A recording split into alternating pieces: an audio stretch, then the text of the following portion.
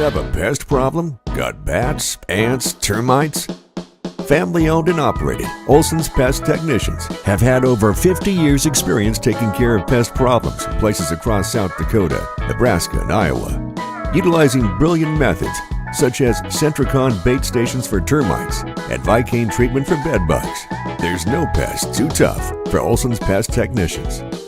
If you have pest problems, call 800-KILL-BUGS. When life gets hard and our thoughts get too much to bear, finding the resiliency within us can help us find healing. The 988 Suicide and Crisis Lifeline provides 24/7 free support for anyone in suicidal distress or emotional crisis. All texts and calls are anonymous and connect you to local resources that uphold cultural values and pave the way to healing. Find the strength within you. Find the strength within our culture. Reach out if you need help today. Wow, Bill, you're walking so much better. What did you do? Well, I got so tired of the pain and nearly fell. And one of my friends recommended physical therapy at Winter Physical Therapy. And you know what? My back also stopped hurting. Huh. So how did you get started? My doctor wrote me a referral, but that's not always needed. Turns out you always have a choice where you want to go. So why did you choose Winter Physical Therapy? I love to support our locally owned small businesses. And quite frankly, they give great personalized care. Winter Physical Therapy. Exceptional care. That moment when you realize your furnace is stone cold busted. We're talking a real put on every sweater you own, I can't feel my feet, penguin predicament. But fear not, there's an expert for that. Let your local heating experts at Pites Service Experts keep you warm with $50 off any furnace repair. Like it toasty? There's an expert for that. Call Pites Service Experts at 866-EXPERTS. See website for license details. For over 70 years, Pitt's Design Build has earned our reputation locally for serving communities across South Dakota. We provide design and building services for schools, hospitals, churches, commercial offices, multifamily housing, and so much more. Pitt's Design Build is conveniently located in Pierre, Mitchell, and Sioux Falls to serve you and your organization. We bring value to our clients by facilitating the design and/or construction process. Give us a call today and check us out at pittsdesignbuild.com for a free building consultation. The Corner Station Convenience Store and the Crossing Pub are both conveniently located on Pleasant Drive in Pierre, South Dakota. At the Corner Station, grab your favorite hot and cold beverages and snacks while filling your vehicle up with Cenex brand gasoline. The Corner Station also features a super tunnel car wash to keep your vehicle sparkling clean. At the Crossing, grab a cold beverage and check out their selection of appetizers while watching the Stanley County Buffaloes and Pierre Governors live on their big screen televisions. Best of luck to all area students from the Corner Station and the Crossing. DRG Media Group Sports is the official voice of the Pierre Governors. Our hash mark over the middle and wide open at the 30-yard line. Carter shuffle by and touchdown. Here's Olson, plenty of time, 3 seconds, gets to shoot, and it's good for 3. From football, volleyball, and soccer to basketball, wrestling, and softball, follow the Pierre Governors on the official voice of the Govs, River 92.7, and also on the River 92.7 page of the DRG News smartphone app and drgnews.com. Briggs Trucking and Construction in Fort Pierre provides quality freight transportation services, cargo hauling, excavation, and demolition services. They also specialize in dirt and gravel work for everything from commercial work to new construction. Briggs Trucking and Construction will haul everything from light poles to farm and agricultural supplies. The bigger the job or the bigger the load, the better, as that is where their expertise really shines. Contact Briggs Trucking and Construction at 605-280-2848 or email them at cbriggs25@pi.midco.net to visit about your next project. Graham Tire of Pierre is your premier hometown shop, specializing in tires to fit vehicles, from ATVs to large farm equipment and everything in between. At your tire store next door, you can find a plethora of brand name tires that range from 4 to 10 ply and much more. Our highly skilled technicians can handle brakes, heating, and air conditioning. Call us today at 224-8643 or visit us at grahamtire.com. Graham Tire is a proud sponsor of Pierre and surrounding communities' local activities. Scott Darnell with Lee Real Estate in Pierre is ready to help you find your dream home. There are 10 things you need to do to buy or sell your home. Number 1, call him at 605-220-2676, and he'll handle the other 9. As your resident realtor on a bike, he will make buying or selling your home feel like a walk in the park, not an Ironman triathlon. Find him on Facebook or email scott@LeeRealEstatePier.com. Lee Real Estate and Scott are proud sponsors of Central South Dakota Youth Sports and Events broadcast on Live Ticket TV. Lucky for us, life is full of choices, big and small. They define us, make us who we are. And when it comes time for you to choose a car, home, your next big adventure, or start a new business, Farmers Union Insurance has the variety of coverage options to protect each perfect moment. Farmers Union Insurance. Contact your local Farmers Union Insurance agent today. Dakota Pro Air is a locally family-owned business that has been taking care of farmers' aerial needs since 2020. With locations in Letcher and Miller, Dakota Pro Air is able to provide service to a large area. Ground conditions too wet, or just don't want those sprayer tracks in your field? Give Dakota Pro Air a call for all your chemical and fertilizer application needs at 605-248-2314. Olson Plumbing in Pierre provides complete plumbing and drain cleaning services to commercial and residential customers. Olson Plumbing understands how the simple things in life are often the things we can't live without, and running water is the top of the list. Olson Plumbing offers 24/7 emergency services, and they can be at your location in under an hour in most cases. If you need help with your plumbing system, call Olson Plumbing 605-224-6436. You asked for it. Nonstop flights between Pierre and Minneapolis. Now you can book nonstop flights from Pierre to Minneapolis and Denver on Denver Air Connection. 1-hour flights on 50-passenger jets with fares starting at just $119 one way. Seats are limited and restrictions apply. Business, pleasure, a game, a winter getaway. It's easy when you fly from Pierre. Visit DenverAirConnection.com/Expedia to book your trip today. Skip the drive. Fly from Pierre Regional Airport. Minneapolis flights begin November 30th. In a world that's always moving, your journey matters.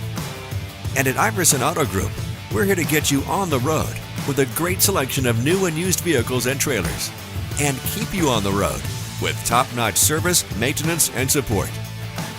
Every mile of your journey, the experienced team at Iverson Auto in Mitchell and Huron are here to help. Visit us in Mitchell and Huron or start your search at iversonauto.com to begin your journey today. Welcome back to the Oahe Federal Credit Union Press Box. Oahe Federal Credit Union, where people are worth more than money.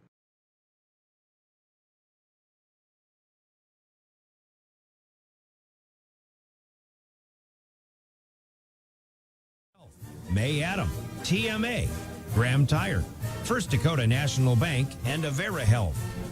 And Governor Sports, also brought to you in part by Slumberland Furniture in Pierre, American Bank and Trust, the Pierre Regional Airport, Oahe Federal Credit Union, Ramcota Hotel, Xander Auto Parts, Ferding Electric, Dakota Plains Federal Credit Union, Bauman Lumber, Wagner Auto, Kathy Sonnenschein Properties, and Black Hills Federal Credit Union of Pierre.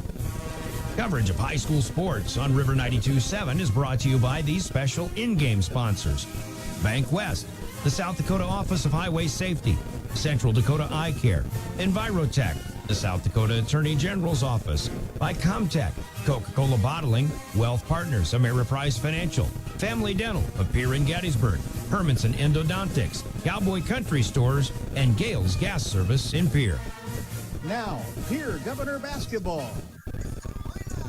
Well, we still have that old introduction up here. It is softball season, not basketball season. But once again, we welcome you to another edition of Pierre Governors Softball, as the Pierre Governors are in a much cooler environment today. Some cool temperatures, a breeze out of the southeast, a few little bits of drizzle falling as well. But again, we welcome you to Riggs Field today. The Pierre Governors, after a 1-1 day yesterday, a loss to Sturgis, but a resounding win over Spearfish, will get right back at it on the varsity ranks, and they'll take on the Rapid City Stevens Raiders. Stevens is 3-0. The Governors, after their win over Spearfish yesterday, are 2-4. And once again, happy Saturday. Some softball coming up. Ryan Oakland with the play-by-play. Chris Hull will provide color commentary as well. well. Brian Minning is running our live ticket video stream, and we thank him for joining us as well. You can watch this game as well as hear it on our website, drgnews.com, and the River 92.7 page, also on your DRG News smartphone app. Yesterday, the Governors, they gave up a few too many early runs in that loss to Sturgis, 10-4. They were down 9-0 before they got on the board, but a little bit of momentum maybe toward the end of that game got them going, and they really got the bats going early against Spearfish, and they ended up defeating them in 4 innings by 15-run mercy rule, 17-2. Meanwhile, Rapid City Stevens went up to Aberdeen, and they defeated Aberdeen Central by the score of 10-0, according to Coach Sherry Grismer. It took them a while to get started. It took them 3 or 4 innings to get on the board against a struggling Aberdeen Central team, but they kind of got their feel for their way through the offense, second, maybe the third time through the order, and were able to come away with that 10-run victory. So they're 3-0, and their other victories have been over Sturgis, 8-7, and Spearfish, 10-0. So the teams that are seeing each other early on in the season for both of these teams are getting to know each other quite well. Chris, Rapid City Stevens, I mean, this is a team that's, they just have a good program. They do. You know, they're the cream of the crop, if you will, out west, and they're quite comparative in many years to what we talk about in the quality of ball that there is in the Sioux Falls metro area. This is going to be a tough test for the Governors, but I think the way Pierre has been playing, despite getting some losses along the way, a good test, but the kind of game you'd really like to play, especially this early in the season, to see where you're at against some of the upper competition in Class AA. Yeah, I think you hit the nail on the head, Oak. Stevens is just one of those teams, at the end of the year, they're going to be there. They're going to get a good seed. They'll be in that state tournament. They're well coached. We've played against a lot of these girls a lot of times. Some of our girls have gone to camps that their coaches run, well run. You watch their infield, outfield. It's not a coin flip game. It's certainly a winnable game for Pierre, but they're going to have to come out early. You can't spot them 4 or 5 runs with this wind and this cold.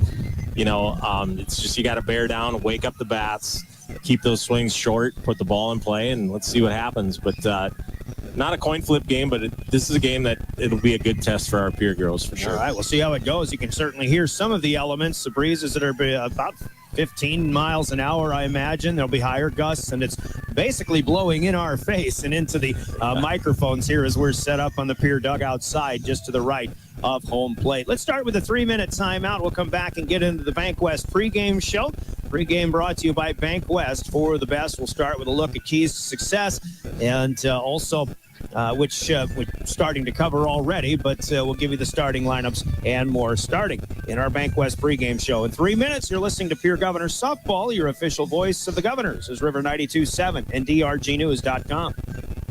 From the early days of South Dakota statehood through today's digital revolution, Bank West has remained committed to helping customers and communities succeed. Bank West Associates uphold this commitment by developing innovative products, tailoring financial solutions to customer needs, and actively supporting community causes. For a bank committed to helping you and your community prosper, choose Bank West. Bank West. Convenient, connected, committed. Member FDIC. Beck Motor Company is proud to stand behind the Pierre Lady Govs softball team this season. Just like these athletes, Beck Motor Company knows that dedication and hard work lead to success. Looking for a vehicle that's built to perform? Come to Beck Motor Company, your local Chevy dealer. From the rugged Silverado to the family-friendly Traverse, we've got the Chevy for every drive. Support the Lady Govs, support local, and drive home a new Chevy today. At Beck Motor Company, we're making a great deal better. 605-224-5912. Beck-Motors.com. Dakota Storm Roofing is a locally owned roofing company in Pierre, specializing in both residential and commercial roofing services. They can handle your asphalt shingle, metal roofing, and flat roof needs. New construction, plus all types of roof repairs. They can handle the finishing touches, adding fascia, soffit, and gutters too. No job is too big or too small. For a free estimate, call Dakota Storm Roofing at 280-9794. Go to dakotastormroofing.com or find them on Facebook or Instagram. Superior Concrete is proud to sponsor the Governors this season and just as proud to offer the finest concrete solutions available for commercial and residential applications, as well as foundation and flat work. The bottom line, if you need anything done with concrete, we can do it. Superior Concrete. Give us a call today for an estimate or more information. That's Superior Concrete. Find us on Facebook or call the office at 605-494-0102. That's 494-0102. Call today. Do you love watching high school sports but find yourself wanting to be more involved? Live Ticket TV has the solution for you. They're looking for production managers to assist for this school year. Duties include the management of equipment as well as a basic technological understanding. But don't stress, paid training will be provided. Part-time wages starting at $20 an hour. Call 833-605-LIVE, extension 3. That's 833-605-5483, extension 3, and punch your ticket to joining one of the fastest growing companies in South Dakota. There's an app for everything, including high school sports from the stations of DRG Media Group. Download the DRG News app from the App Store or Google Play. It takes only a moment, so you'll have it in time for this game. See live and archive video of all games. And when you select your favorite station during the live stream, the video will immediately pop up. See Central South Dakota high school sports on your phone or mobile device with the DRG News app. Download it now from the App Store or Google Play. Back at Riggs Field as we get into our BankWest pregame show. Glad to have you aboard. Pierre Governors will take on the Rapid City Stevens Raiders here today. Before we get going in our pregame show, we remind all of those on the road, whether you're maybe here with the Stevens Raiders or Rapid City Central's JV squad was here and played just before this one. Pierre got a 10-run victory, 10-run Mercy Rule victory in that game. So the JV's playing well once again. But for those on the road, remember, slow the drive, arrive alive. That's a reminder from our friends at the South Dakota Office of Highway Safety. Quick run through some games yesterday. As mentioned, Pierre falls to Sturgis 10-4. They did beat Spearfish 17-2. These Stevens Raiders win 10-0 at Aberdeen Central. Other games yesterday had T Area beating Brookings 12-9. Harrisburg over West Central 7-2. It was Sioux Falls Lincoln over Yankton 16-5. Washington over O'Gorman 11-1. And Brandon Valley 15 runs. Sioux Falls Roosevelt 16-5. The updated standings right now, I have Harrisburg on top with a 7-1 mark. Brandon Valley 6-2. Sioux Falls Lincoln 9-1. Stevens is in the 4 seed right now with their 3-0 record. Obviously not getting as many games as the eastern part of the state, but they're followed up by Sioux Falls Washington at 4-2. Jefferson is 8-2 in the 6th seed. Sturgis, with their win over the Governors, moves up to 7, but just 1-1. They're playing up at Aberdeen, as are the Spearfish Spartans today. O'Gorman at number 8, 3-4, followed by Roosevelt, Brookings, Mitchell, T Area, Yankton, and Watertown through 14. Pierre is 2-4. They're in the 15 spot, and Spearfish and Aberdeen Central still winless are at 16 and 17. We talk keys to success in this one, Chris Hall. Keys are brought to you by Central Dakota Eye Care, and basically the first key to success, I think, for both of these teams is a mental part of the game. Yesterday was such a beautiful day for ball, but today with the cold and the elements. Now, I think if you're out there playing, it's not as cold as what it's going to be for those of us who are just sitting and watching this game, but still, the wind can be a factor in a lot of ways in a softball field, and I think that's the first key to success is dealing with the elements today. Right, and it's easy to say you just got to forget about it and play, but we've all been there and played in these games where it's kind of sprinkly and miserable, and you're like, man, it's a Saturday. We could be doing homework or doing anything else, but and that is a big key, and it's a big hurdle. You know, some kids can get over it easy, but you got to just go out there and play and forget about it and realize that this Stevens team doesn't like the weather any more than we do. No, absolutely less. Yeah, and they've had some games called off. Right. They're like Sturgis and Spearfish yesterday. They just they're wanting to play some games. I talked with Coach Sherry Grismer, and that's what they've got is a young team, though. They only have 2 seniors on this squad, so it's a little bit different look from Stevens and what they've had in the last couple of years. They still have their core leadership. They have some young players who have been playing for a while, including I believe it was their shortstop who's been playing since their 7th grade she's year a horse. at a varsity really level. Good. So it's for Stevens and their keys, obviously they just want to get out and try to keep with the momentum that they had in their win at Aberdeen yesterday. Right. Forget about the weather and let's wake up these bats right away.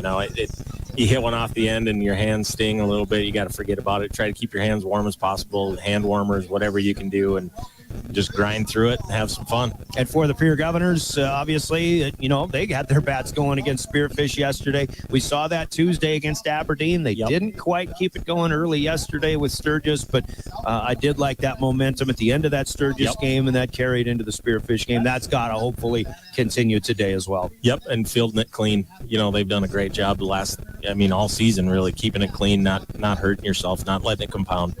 But on a day like today, you got to grind it, make sure you got a good grip on the ball when you throw it. And field's in good shape, even though it's kind of yucky. But and these Stevens bats are probably going to be a little more active. But I think still we talk about that defense, and that's always going to be a big key to success. We'll see if they can keep it clean today. Keys to success are brought to you by Central Dakota Eye Care. Starting lineups are beginning on the field. Let's take a quick 1-minute break. We'll hear from Central Dakota Eye Care. We'll also hear from Envirotech. And our lineup cards are next. You're listening to Pierre Governor Softball. Did you know 16... At Jan Bussey Ford & Highmore, they've been building partnerships for life by treating customers right, offering a low-pressure sales process, no haggling over price, passing low overhead savings on, and providing a Ford-certified service department fixing it right the very first time. If you're looking for a new Ford, a quality pre-owned vehicle, a new or used ATV, or a trailer, stop by Jan Bussey Ford & Highmore and experience the difference. Jan Bussey Ford, building partnerships for life.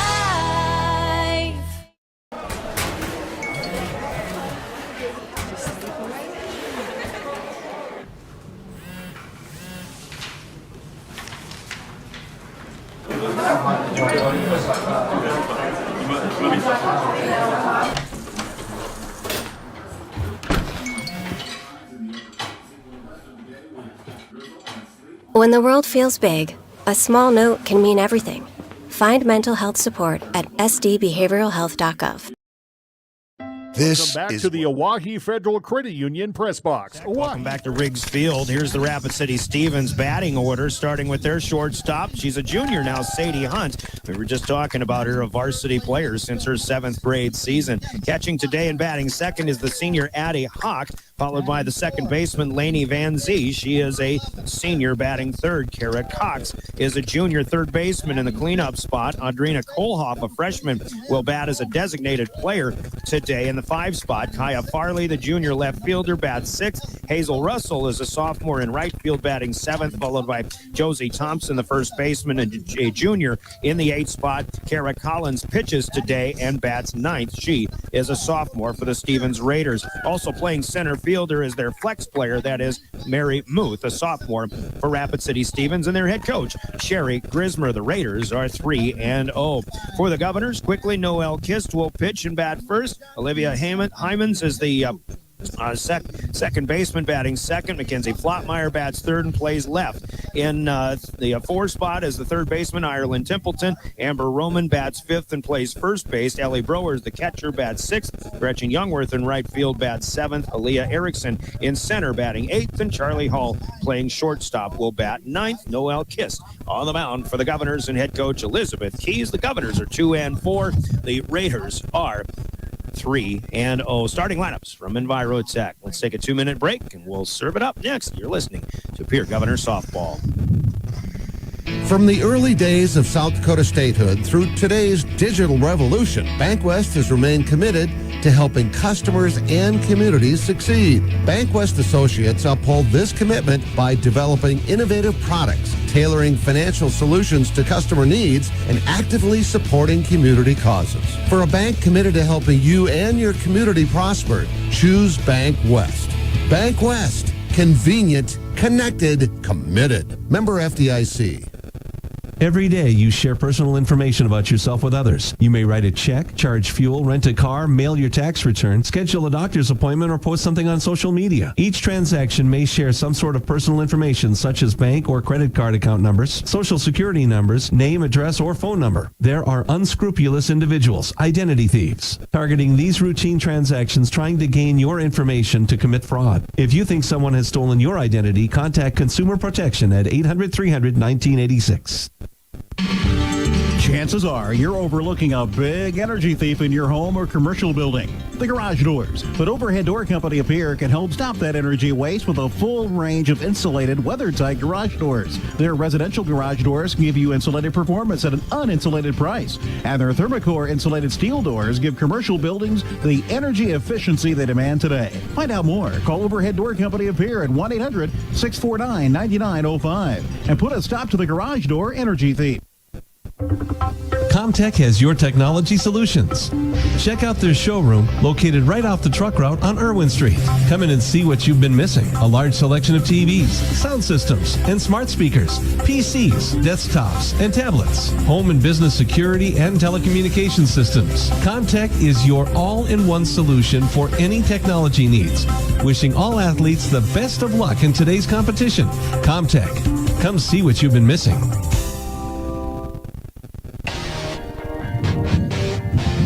Back at Riggs Field, the backyard of Riggs High School in Pierre, overshadowed in some days by the Capitol Dome, which is a few blocks away. Brian Oakland with Chris Hall. I just heard from Comtech. They'll sponsor our first pitch in the opening batter of today. That's coming up in just a bit. We also heard in that break from the South Dakota Attorney General's office in their Division of Consumer Protection. They sponsor the law on the field today, and that's our game officials, the umpires. And we thank them for doing what is very oftentimes a thankless job in officiating softball and officiating high school sports. Today's game officials calling the balls and strikes will be Justin Peterson, and on the base paths will be Jesse Strickers. Today's game officials are the law on the field. Justin Peterson and Jesse Strickers. Thanks, guys, for being the law on the field, brought to you by the South Dakota Attorney General's Office, Consumer Protection Division.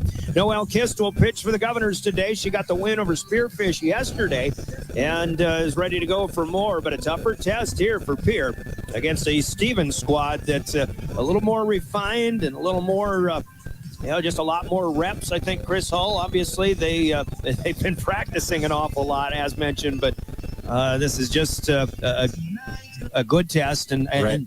the Governors need these kind of tests here, especially early on in the season. Yep, this is one of those games that Governors put it together and win. That turns around the season, right? It's a confidence builder. No pitch to start here, and Vicky Kist with the dance party again in between innings. She doesn't want the music to stop. So you got a feeling tonight's going to be a good night, I guess. That's Kist in the first offering, the opening pitch, sponsored by Comtech, Communication, Electronic Sales, and Service in Pierre. Opening batter is Sadie Hunt, talented shortstop for Rapid City Stevens. A swing and a foul straight back, and strike one count. Kist will fire again, and Hunt swings through this one. I think you're seeing a good indicator here. Lead off batter, cold weather. She's cutting, she's hacking, and I think you're going to see that from the Raiders up and down today. 0-2, Kist will run one up high. Good spot, but great spot for a pitcher, but good layoff here by Sadie Hunt. And this will be one of those days where, we've talked already on a few of our broadcasts as the 1-2 comes in. This one comes in low, picked out of the dirt by Ellie Browers, the backstop, but you don't want to get into the two-strike holes here and have to protect the plate and try to take one off the hands or off the end of the bat. We talked about how difficult it is to take those rattling swings. This one is through, and Hunt swing and a miss, and a strikeout for Noelle Kist. Pulled the string on her a little bit off speed, set her up with three really good fastballs, drop balls, one rise ball, and then really pulled the string on it. I think it looked like a curveball, Oak.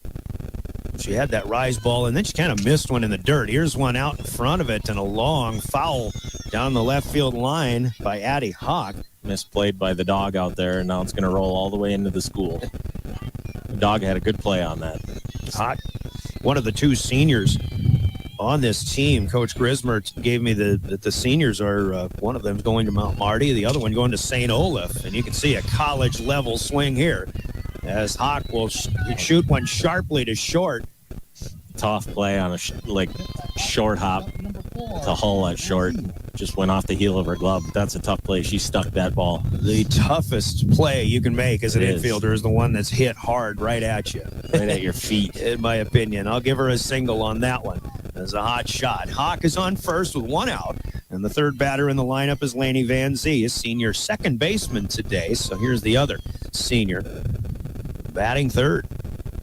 Again, one to Mount Marty, one to St. Olaf over at Minnesota. Ever been to that campus? It's nice. I haven't. Oh my gosh. I haven't. I just I looks only like know about it from Betty White, you know.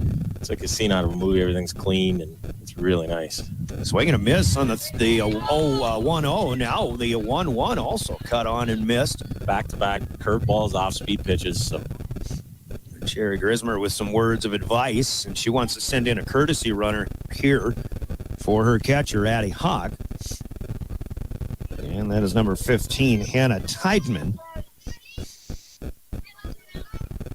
I hope I have that last name right. I was taking that off of a carbon copy of the lineup card, and I couldn't quite read through it. This one just a little bit outside. Ellie Browers comes out of the crouch to get that one, but I think she was ready to throw down to second. Maybe Pierre expecting some running here. 2 balls, 2 strikes. First to the top of the first. Swing and a miss. Another good off-speed pitch. Goes down swinging. So 2 Ks so far from Noelle Kist.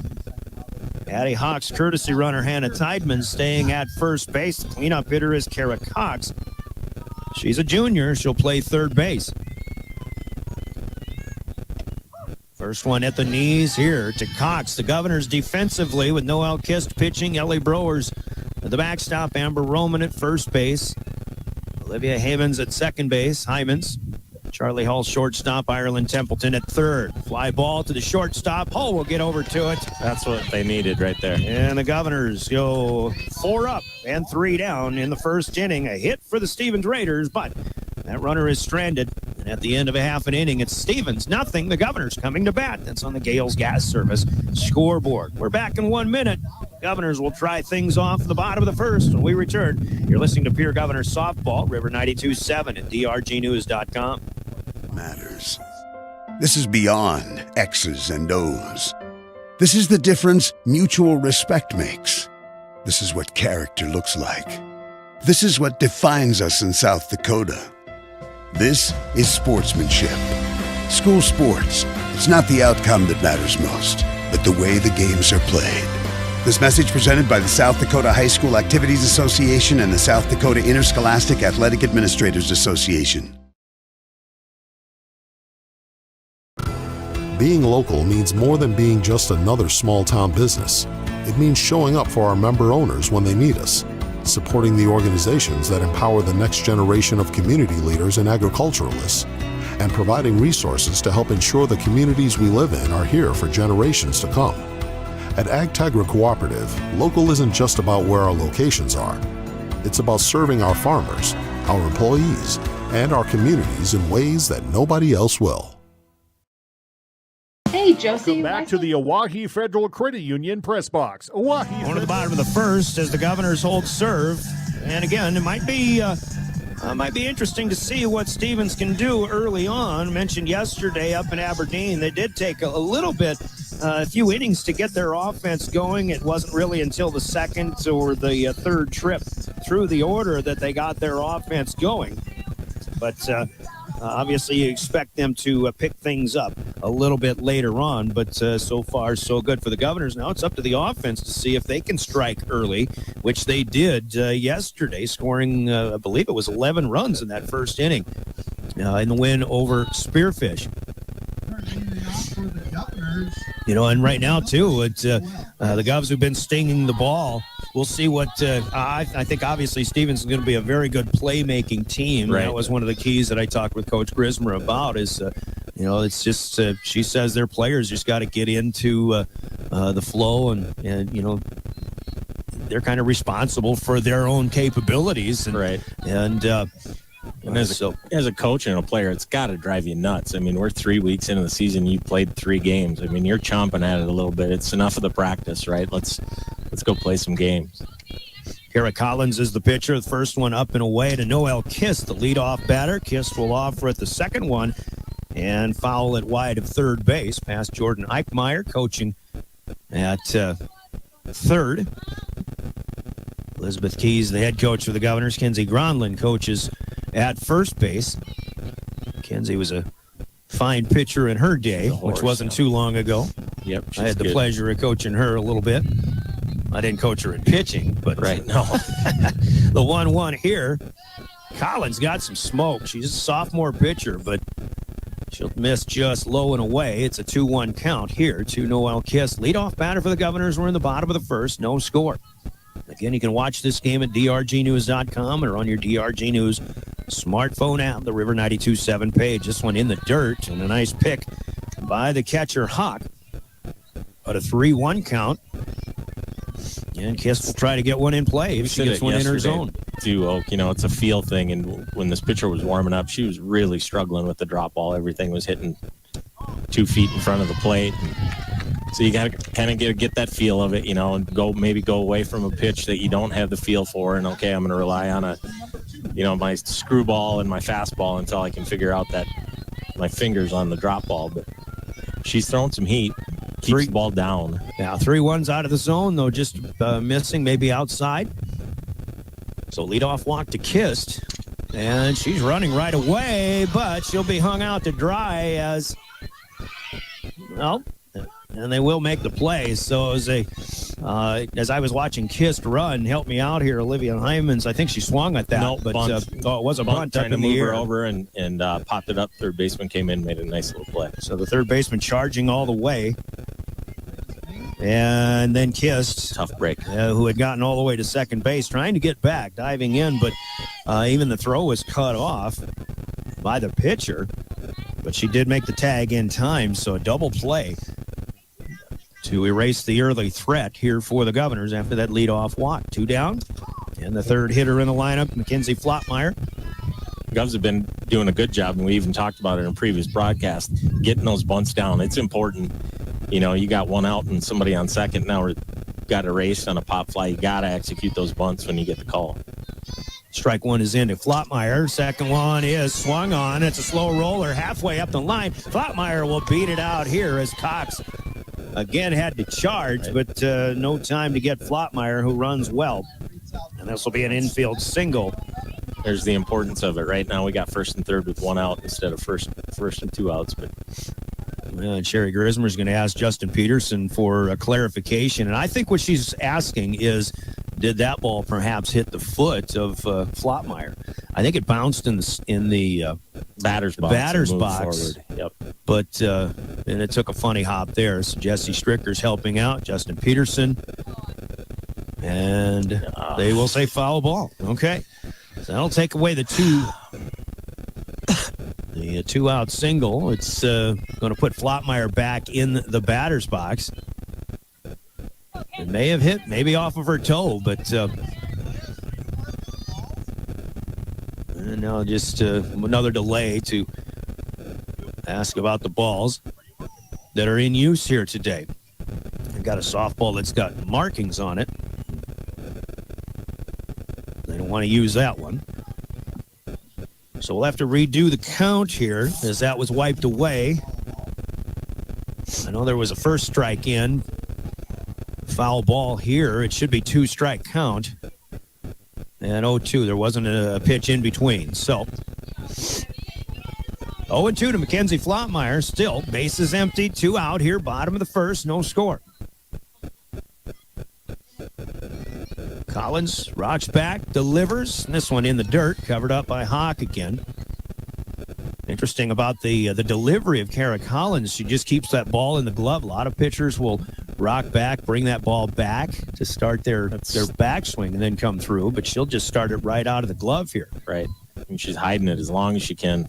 And Flottmeyer with a swing and a miss this time. So no single. It's a strikeout to close out the first inning. The Governors had a leadoff walk. He raced on a double play. No runs, no hits, no errors.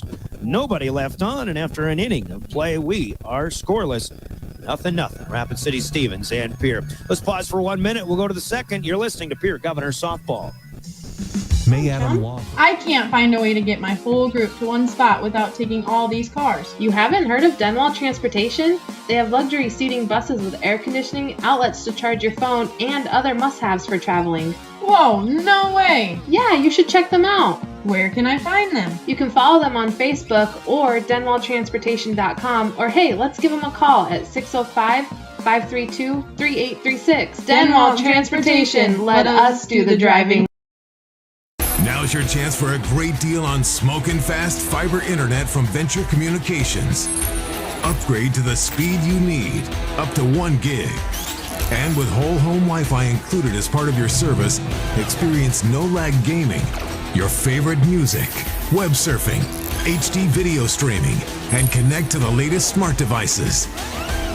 If you're ready for an upgrade, call or visit Venture Communications online. Welcome back to the Oahe Federal Credit Union press box. Oahe Federal.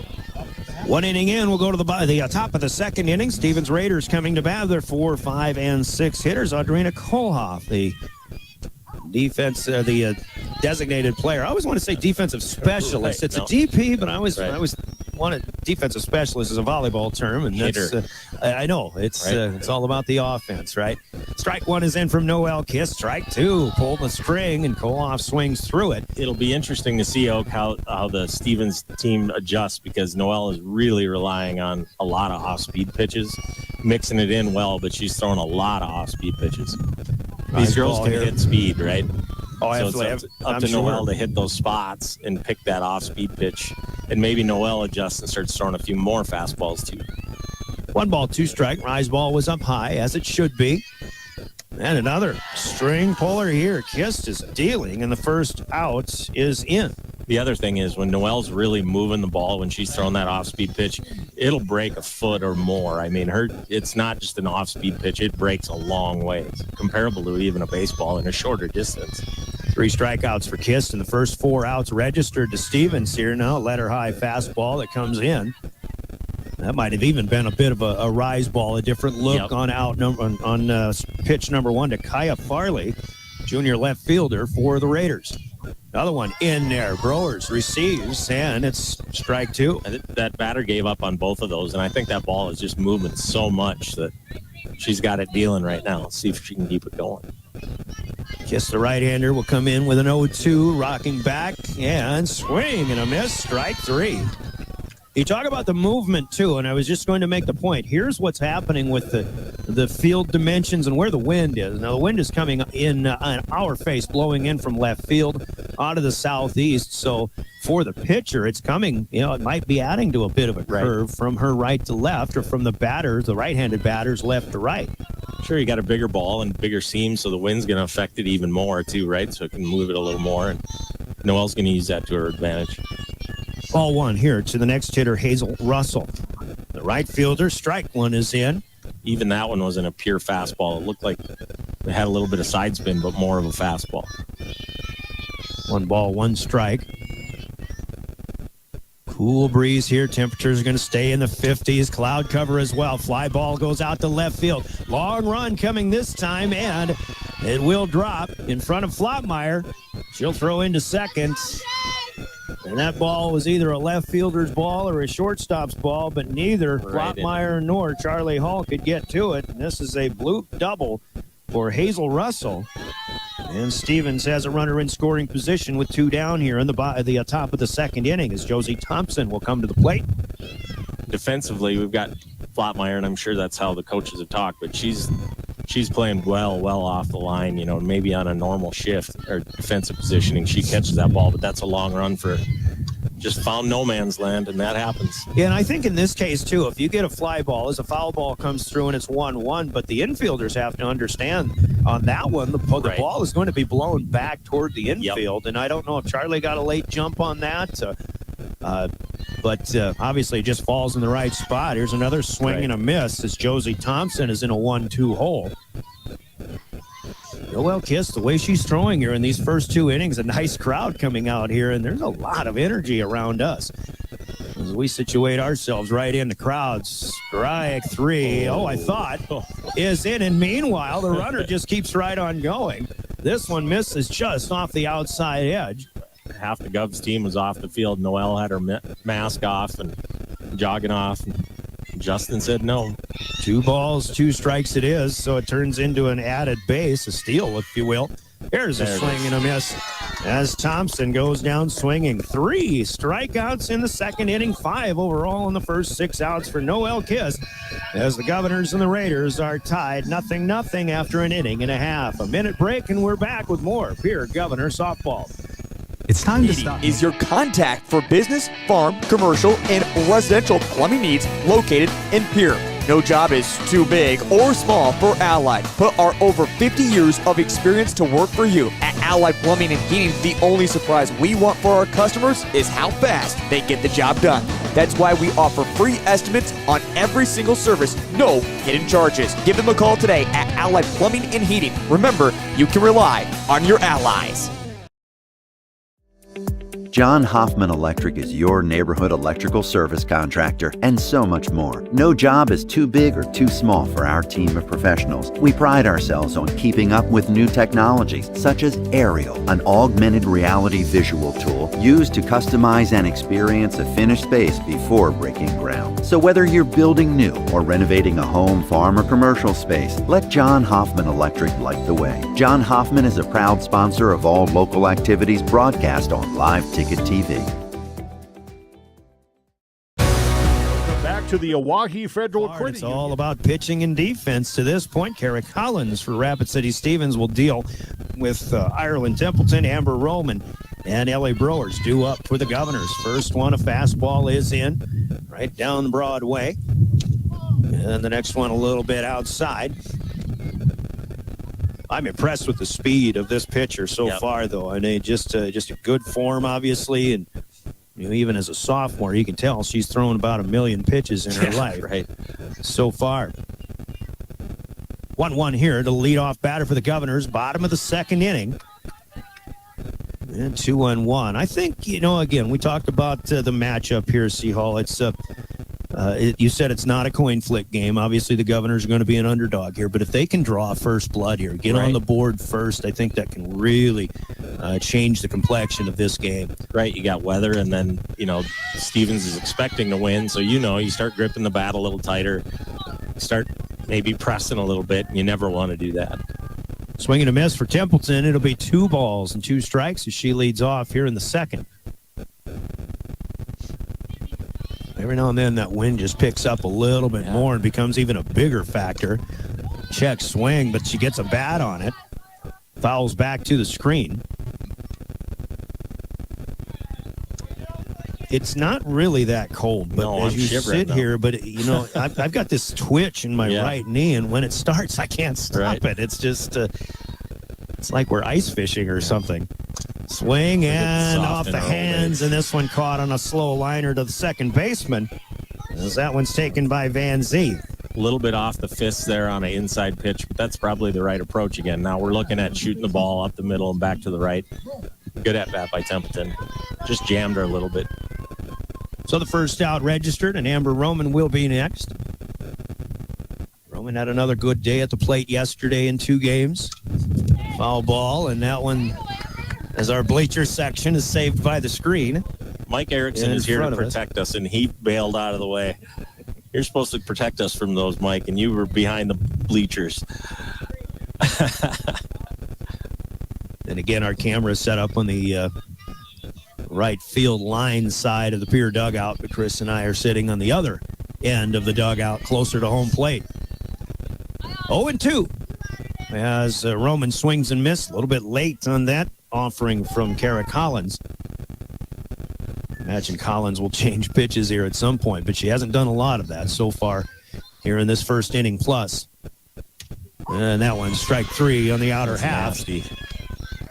And Roman caught looking. That's the second K for Kara Collins. The first one that'll go down as a backwards K. Pure heat down and away. I mean, that's a really, really good pitch. You see it coming in and you think, well, you're not going to hit it, so you're not going to swing at it then, I guess. But you just don't. We talked about it with even like Flotmeyer. You don't have to have a big swing there. really drive the ball. You let the pitcher's speed do it. So if you can square one up, it's gonna go a long way. So I think we got to keep those swings short. Ellie Browers next in with 2 outs here, bottom of the second inning. Strike one delivered by Collins. And this, this is you got to get the timing down really with a pitcher of this speed. So I think what Browers did, she kind of strided in that first one, but maybe was taking all the way. And it's all about the stride if you're going to time it up. Yeah. And as far as changing speeds and throwing different pitches, don't if you don't have to, right? Right. Good point. 1 ball, 1 strike. Browers, hot shot on a hop to the knees goes Cox. Browers will beat it out, though. Cox had to double pump it before throwing across the diamond. She made a heck of a play going to the knees to field that hot screamer, but Ellie Browers, with the speed, will run it down to first base and beat it out by a half a step. So Pierre gets a 2-out single in the infield. That was a great pick, but Ellie's in track for a reason. She got down the line in a hurry. So Gretchen Youngworth with a chance to extend the inning. She'll swing on the first pitch, but a slow roller over to the second baseman. Van Zee up with it and on to Thompson at first. The 4-3 put out. A little bit of excitement there for the Governors, but it's short-lived. And the second inning comes to an end. As we'll pause for 1 minute, we'll go to the third in a scoreless tie on the Gales Gas Service scoreboard. You're listening to Pierre Governors Softball. Protect what matters most with the Brittany Scheffelbein Agency, American Family Insurance. Our personalized insurance solutions ensure you're covered, no matter what life throws your way. From home and auto to farm, commercial, and life, we tailor policies to fit your unique needs. With our dedicated team and exceptional service, you'll have peace of mind knowing you're in good hands. Contact the Brittany Scheffelbein Agency, LLC. Best of luck in today's competition to the Pierre Governors from Black Sheep Agronomy, your local agronomy experts. Black Sheep Agronomy wants you to have a successful farm plan, and they're focused on products and practices that work in this region. As community members themselves, Tyler, Tice, and Austin support area students who work hard in their school and extracurricular activities. Good luck, Governors, from Black Sheep Agronomy. Call 842-6104 for all your agronomy needs. Stay in a back to the Owyhee Federal Credit Union press box. Owyhee Federal.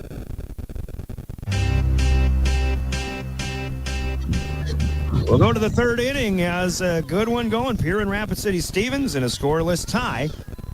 Noel Kist has been dealing. Carrick Collins has been dealing for the Raiders as well. It'll be Collins to lead things off for the visitors. The 9-1-2 hitters for Rapid City Stevens. Collins swings and a miss. Swings and misses on the first offering here from Noel Kist. It'll be interesting to see second time through the lineup. Obviously Stevens is going to make those adjustments. Is Noel going to make the adjustments and start pitching just a little bit different, or do you stay with what's working? That's a two-edged sword. So that would be very interesting here. But ball and a strike. The second one just misses. 1-1 to Collins. Rocks back in the box a little bit. Now takes one on the inside corner, and that's a ball and 2 strikes. That ball must be moving a lot out because that batter just bailed out and it broke across the plate. 1-2. Kist coming with it again, and she pulls the string and gets another swinging miss for strike 3. First out of the third inning. First trip through the order. 9 batters, and Noel Kist has struck out 6 of them. Couple of hits for Stevens, a 1-out single from Addie Hawk in the first inning, a 2-out double from Hazel Russell in the second. Here's the lineup, rolls over the top of the order, comes up Sadie Hunt. Here's the shortstop. She struck out swinging in her first at-bat. Here's a fly ball in the infield to the second baseman. Couldn't get too much on it, and Hymans will make the play. And a quick second out here. And now probably the 2 key hitters for Rapid City Stevens and for Noel Kist to get through, the 2 seniors, Addie Hawk, the catcher, who did have a solid knock in the first inning. Strides, but keeps the bat back, and this one misses the zone. 1-0. Noel stares into the target from Ellie Browers. This one is in. That one it's off speed. 1 ball, 1 strike. I tell you, the way Kist is throwing right now, Chris, it's I think she's taking the challenge today, knowing that this is a higher level opponent that she's facing, and she's really, really focused today. Yep. I mean, she's pitching. She's a fine pitcher, but she's pitching as well as I've seen her in the limited opportunities I've had last year and this year. Foul is back, and it's 1-2. And that kind of just adds to the excitement for the Pierre fans in this game. Here's a roller down the third baseline. This one is under the, oh my goodness, that one under the legs of Templeton. I don't think she touched it, but it looked to me like it went wide of third base, but it is ruled a fair ball.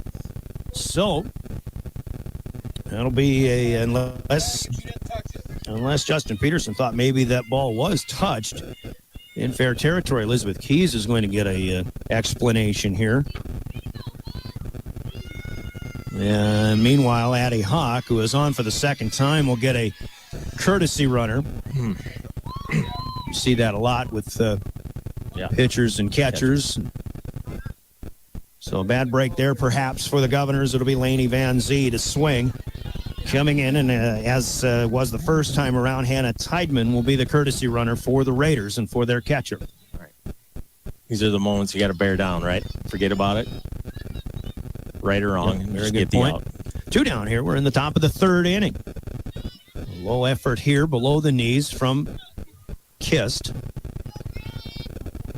And, your point, Noelle is a big game pitcher. In the fall, she pitched against Harrisburg and had them on their heels, and Harrisburg is by far a cream of the crop team, right?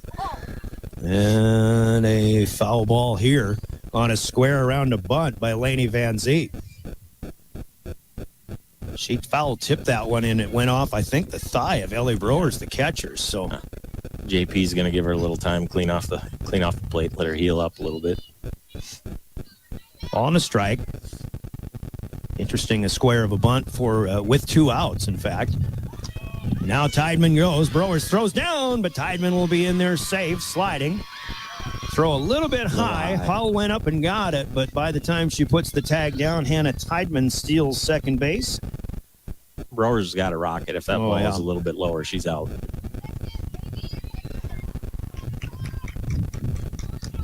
Yeah, it's fun to watch a left-handed catcher throw the ball down to 2, but in this case, pitch was a little bit high as well, so 2 balls and 1 strike as the wind comes up into the microphones of the announcers here. Runner in scoring position with 2 outs and a swinging foul down the left field line that'll hook. Yeah, and a nice catch out there by the guy protecting his dog this time. The dog made the error the first time. The guy made a nice breadbasket catch out in the left. And again, that's a long strike, right? A loud one at that. 2 balls and 2 strikes. No score. We're in the top of the third. 2 outs with Hannah Tideman running for Addie Hawk on second base. 2-2 from Kist. Yeah, and that one just outside. The height on that was good. We were about ready to ring her up. Assume it, but that one was. Yeah, Browers, I could see, reached out for it. So 3-2 with first base open here. Lainey Van Zee, the senior second baseman. Kist will get her to swing, and this one's through the hole on the left side. And this one under the legs out in left field of Mackenzie Flotmeyer. Van Zee continues to run around second. She'll slide into third with a single and a 2-base error to add to it. The RBI will come to drive in the run, and Stevens on the board first with a 1-0 lead. Right now you can't, again, let it compound. Right now we make a play, make an out. Keep them from getting crooked numbers. So the first error in a while for the Governors. They played 2 full games without an error yesterday, but that one just a miscue here, and I'll make a point about that in a moment. But Kara Cox, a cleanup hitter, batting with Van Zee at third base, swings and misses on strike 1. As Kist will bring it again. That one checked up, but it is in the zone for strike 2. But I believe that, it's another play. When you talk about the weather, the way it is, Flotmeyer just didn't get down on a ball that was rolling in the outfield, and that's, outfielders aren't really moving on every play. Right. And that can, in the mind, affect a play like that. Absolutely. Swing and a miss on strike 3 here, so the Stevens Raiders are on the board with 1 run on 2 hits. There was an error to help out, and they strand one And it's Stevens 1, the Governors nothing. 2.5 in the books. We're back in 30 seconds this time. We'll go to the bottom of the third. You're listening to Pierre Governor Softball, your official voice of the Govs, River 92.7 and drgnews.com. Looking for Bill's Vacation Home, the Summit on Dancing Sky near Leeds, South Dakota, in the popular Powder House Pass development. It's a modern rustic design with over 5,000 square feet, 6 bedrooms, and 5 baths for you to enjoy. You'll get gorgeous views of the Terry Peak Mountain Range. There's a community pool to enjoy, and you're close to all the attractions like Deadwood, Sturgis, Spearfish, and a whole lot more. The Summit on Dancing Sky. Visit them at DancingSky.com.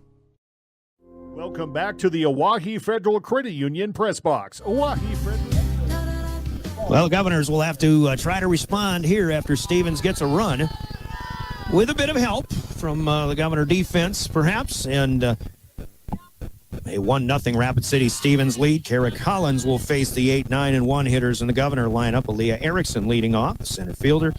Charlie Hall on deck, and Noel Kist in the hole. Pierre will come up for their second turn through the lineup as well. Governors with 1 hit so far. Stevens now with 4 hits, including the 2 that they got to generate a run. Collins keeping it low. The first one in the dirt. The second one just picked off the dirt by the catcher. And a 2-0 start. Hitters count here for Aaliyah Erickson. Chris, I think that you've said Erickson likes that ball a little bit up, maybe let her high. So as Collins may be trying to adjust. I was just going to say she might try to adjust after pitching 2 of them a little bit low. Maybe the next one comes up a little bit high, but it does, but it's a little too high. Erickson lays off now 3-0. I love to see her lay off that high one. That's just the growth of the girl, right? Back in the day, she's hacking at that all day. League of their own. Likes the high ones. Right. Can't hit them, can't lay off them, right? Yep. Doesn't need to swing. It's a 4-pitch walk just to lead off the third inning, the home half. Stevens. Tier Oak. Just got to get it down, right? Collins checks the wristband when she gets the signal, and Hull does square to bunt. Erickson runs, and she's in safely. The throw goes high out into center field, but a good backup from the center fielder. And that is Muth out there, Mary Muth, doing her job. But a stolen base for Erickson. That, bunting, I talk about it a lot because I had to do it a lot in Legion ball and amateur ball because I had a state track champion by the name of Trev Zelberts hitting ahead of me. But bunting, you get the bunt signal on something like that. Yeah, she's stealing. Aaliyah's got wheels. You got to pick a pitch to bunt too, right? That ball was down in the dirt. It's almost impossible. The same thing with up by your eyes. It's hard to get that ball down. While you want to get a bunt down, you also got to bunt at a ball that's buntable, if that makes sense, right? Yeah, and that pitch was not really buntable here. Charlie Hull will back off of it, check the swing. We've got a 1-1 count. But, the toughness, having to make such a quick decision on that with the heat that Kara Collins throws is that just makes it that much tougher. Quick decision, and sometimes you just have to commit no matter what. 1-1 here. Strike at the knees on the outer edge. And it's a ball and 2 strikes to Charlie Hull, codename Charlotte. Yeah, when she's in trouble. 1-2, here it comes. I didn't flinch. That one was right over my head on the screen. Noel Kiss with the good reaction. Save yourself. Erickson at second base. Nobody out yet here for the Governors. Bottom of the third, trying to respond. Stevens gets a run in the top. Collins to Hull, who swings and misses, trying to protect, but unable to make contact this time, and that's the first out of the third inning. Maybe the really first time we've seen her change speeds. She took something off that one. Fooled Charlie. So now the top of the order, coming back up for the Governors, it's Noel Kist. Erickson still out at second base. Kist, who usually goes the opposite way, does it here too, but fouls over the Stevens bench on the third base side. Talked about Kiss being in a zone and focused in this game defensively on the pitching end of things, but even watching her turn around and go back to the plate here, it just looks like she's got that look in her eye that she's trying to bear down here offensively too. Shallow in the outfield all around for Rapid City Stevens. 2 times yesterday she came up to me and said, thank God I'm seeing the ball, and that's what she said. I'm seeing the ball and getting back to, we talked about it, getting back to hitting it, opposite field, letting that ball get deep so you can see it a little longer, hitting it opposite field. That's her game. So a little bit of a meeting between the infielders and the pitcher here. Catcher comes out to join it. A bit of a timeout on the field. Timeouts in our broadcast sponsored by Coca-Cola Bottling in Pierre. You need a warm Coke today, though, if you're sitting outside. I think what they're talking about there, Chris, is that Erickson was a little bit slow getting back to the bag, and they might be trying to think of a way to catch her off guard after this next pitch or subsequent pitches. Here, a swing and a miss. And Erickson keeps her eye on the ball as she retreats. That's what I always love is, it just, you have to keep your eye on the ball, even when you're base running. Yes, you do. And some people take their eye off the ball, and that's when you get caught napping and getting back to a base. Now 1 ball, 2 strikes, and after a swing and a miss from Kiss, Collins delivers. That's in the dirt, but Hawk will cover it up. And I think really that's kind of Stevens' style too. You saw the coach come out and work the umps. The 3-4 years I've seen these girls play, there's a lot of meetings on the mound. There's a lot of communication. 2 balls and 2 strikes to Noelle Kiss. The Governors could use a hit here, or at the very least another base runner. Noelle does a good job here backing out now as a bit of a delay getting the pitch call in. Collins on the 2-2. Kiss lays off. It's a little bit high. And it'll be a full count to the Pierre leadoff hitter. With 1 down in the bottom of the 3rd inning. Collins continues to just wait for the signal on the pitch, and she'll check that wristband with the list of options. Fly ball behind third base. And a good job by the shortstop to get over and make the play. That's Hunt. Nice Sadie drop Hunt step there. The wind held it up, but she drop step and took a good route. That's not an easy play, and she made it look pretty easy. Well, and that's that shortstop that's been playing varsity since her 7th grade year. That was 4 years ago, so still a junior, but she had a great jump on that ball, and even, again, one of those that might be coming back toward the infield, so she just kind of let it come back to her. Now 2 down, and the Governors still with Erickson in scoring position out at second after a leadoff walk and a stolen base. It is Hyman's to swing. She takes first pitch, strike 1. Base hit would hopefully score Hyman's with speed from second base as the Governors try to tie this thing up. There's a roller. That one got right off of the cold fingers from Kara Collins. Whatever that pitch is, I don't think the pitcher wants that one called again. It's something different. She was rolling it in her hands a lot. That barely made the circle coming out of her hand.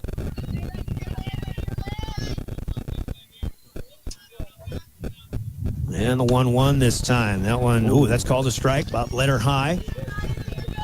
And it's 1-2. Probably one where maybe she had the fingers on the seams a little more, and you feel the rattle on a hit off the hands with a bat. Sometimes you can feel that the tingle off the ball too. Now the 1-2 and a delayed call, but a strike 3 call that'll put Hyman's down on strikes. 2 Ks in the inning. The Governors get a base runner, but stranded at second is Erickson. No runs, no hits, 1 left on. And after 3 complete, it's 1-0 on the Gales Gas Service scoreboard, sponsored by Gales Gas Service in Pierre. Rapid City Stevens up by the run. And they'll bat in the top of the 4th when we return in 30 seconds with more Pierre Governors softball. Agriculture is like no other business, which makes Farm Credit Services of America like no other lender. Owned by the farmers and ranchers we serve, our customers have a voice in how we work, a stake in what we do, and share in our success. Discover a lender that works for you at Farm Credit Services of America. Getting ready to Welcome head back out to the Oahe Federal Credit Union press box. Oahe Federal Credit Back at Riggs Field, playing softball on a chilly Saturday afternoon. Chris Hull's thinking, well, you've probably been out fishing on days like this. There's that walleye tournament going on. Yeah. I'm sure you've been following that a little bit. Yep. Another new big tournament here today. The first one's done, and the second one starts today. Lake Sharp shootout today, tomorrow. And tomorrow. Tomorrow would be nicer, but it's still windy. Yeah. But wind doesn't matter on Lake Sharp. No. Like still it does cold, on though. Hawaii. Still means you paid a bunch of money to go fishing when you could have did it for free. Noel Kist out to deal again, facing hitters 5, 6, and 7. A swinging strike, and now a knee buckling off-speed pitch on the second offering to Audrina Koloff. I think what we're seeing out is Noel's adjustment is this thing is breaking and it's moving, so I'm going to keep throwing it. Koloff rocking through, but keeps the bat back on a rise ball, and that'll be 1 ball, 2 strikes. Designated player Koloff here, the freshman for Rapid City Stevens. They lead 1-0. Top of the 4th here, just getting started. Swing and a miss, strike 3. And Noel Kist trying to pick up where she has left off. 2 Ks in the first, 3 in the second, 2 more in the third, now 1 in the fourth. I think that's 8 total so far. Yeah. And just 10 outs registered by the Governors. Foul back here on the next hitter, Kaya Farley, the junior left fielder. That one off the roof of the concession stand. I think Noel's going to make those hitters try to adjust, and we did see their 2-hitter on that RBI single there in the last inning. She sat back, waited for it, and pulled it, right? Yeah. Yeah, Van Zee that drove in Hawks runner. Yeah, that was a good swing. She sat back, knew it was coming, waited for it, or at least picked that pitch out. Swing and a miss for Farley. Now 0-2 as Kiss tries to stay in rhythm. This one swung on, but fouled off to the left side. And Just a porta potty. Just a compact swing there, but again, that ball barreled up and it traveled quite a ways.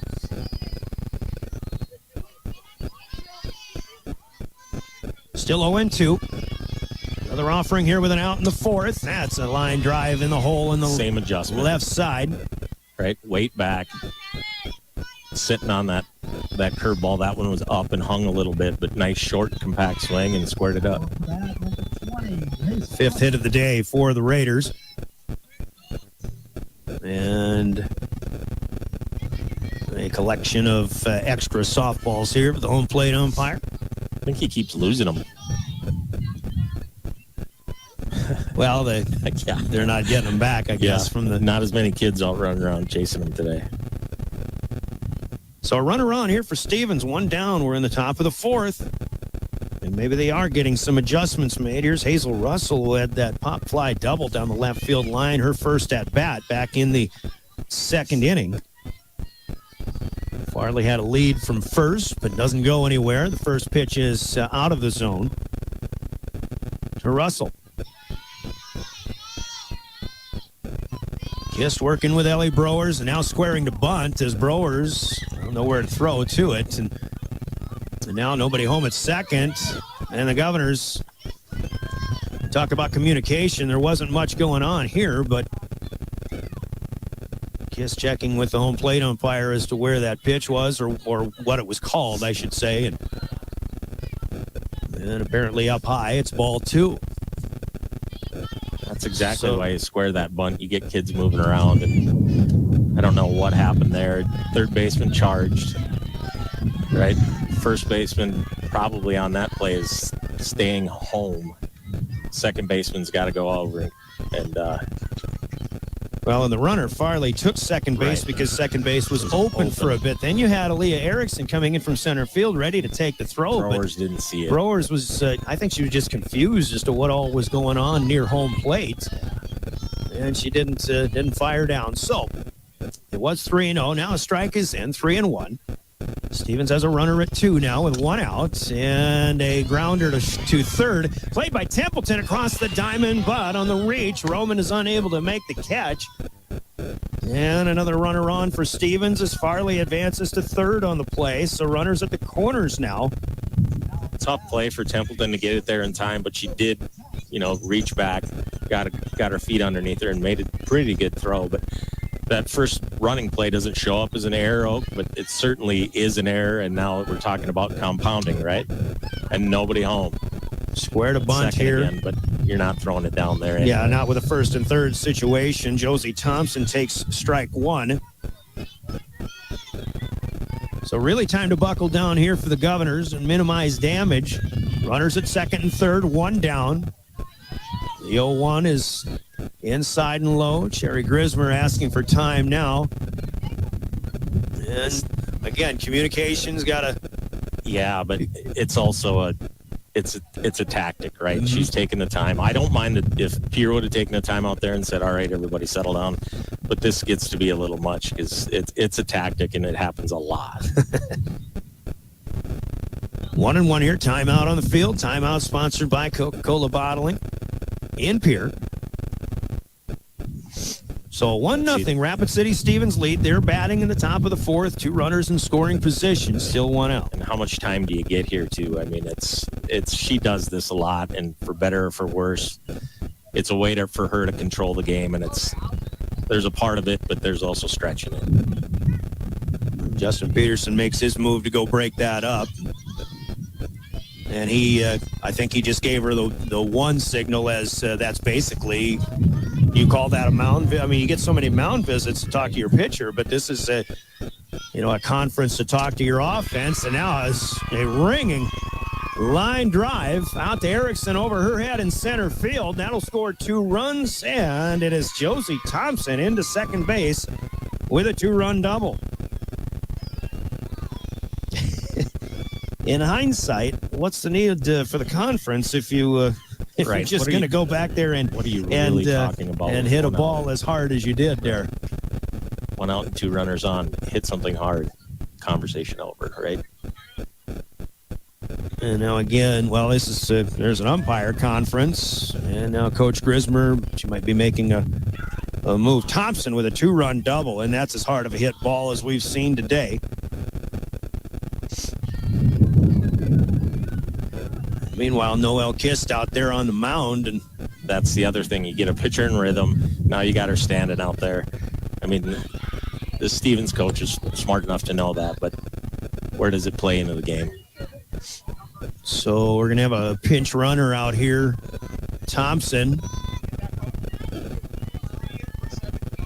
And number 3, Maddie Waltman, will run for Josie Thompson. This is probably a substitution with a re-entry. Yeah.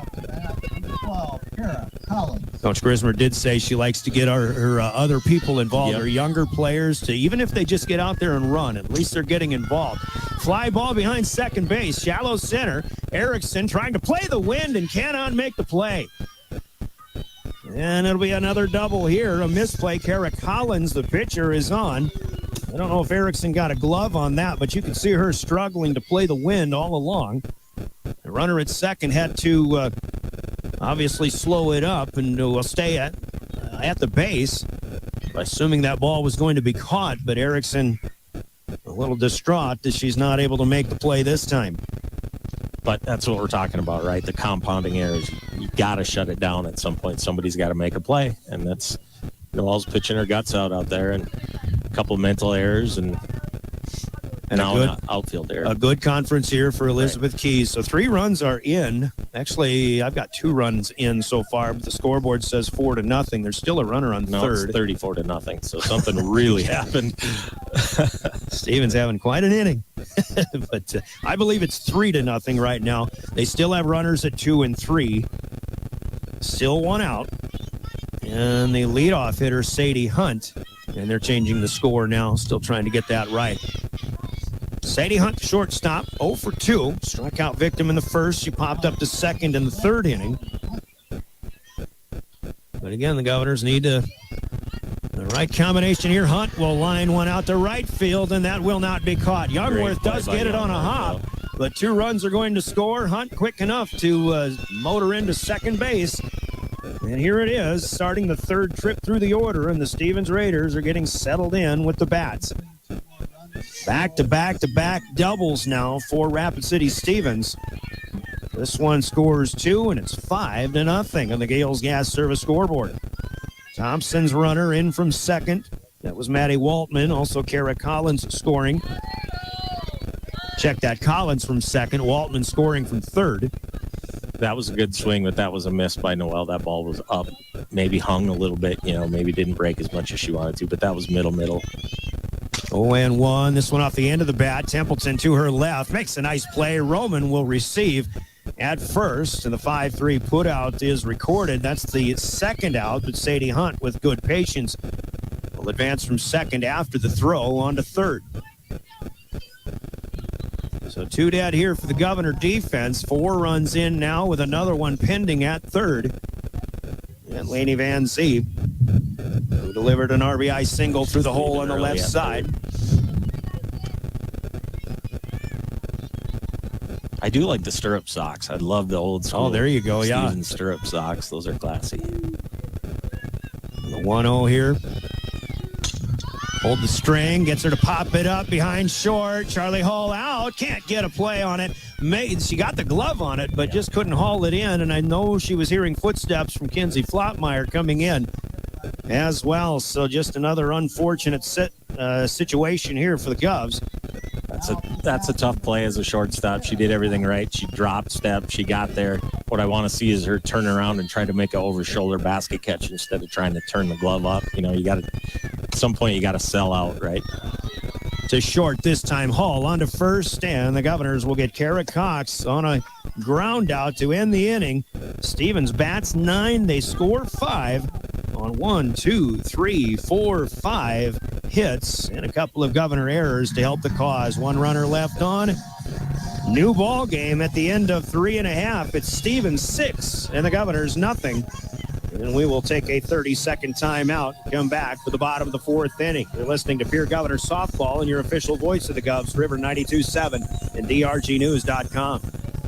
Getting back afterwards, DJ Senix is a must before or after your travels. DJ Senix has a great selection of hot and cold snacks. They're second to none for your choice of hot or cold beverages too. And when you're heading out, be sure to fuel up with quality from the pumps at DJ's with 3 different grades. Back late? No problem. DJ's features pay at the pump convenience 24 hours a day. DJ Senix, 507 West Sioux and Pierre. Your choice for quality service and selection. At Dakota Welcome Behavioral... back to the Oahe Federal Credit Union press box. Oahe Federal... To the bottom of the 4th is Pierre. Unable to respond after Stevens got a run in the 3rd, but now really has to go in response mode here after Stevens scores 5 in the top of the 4th.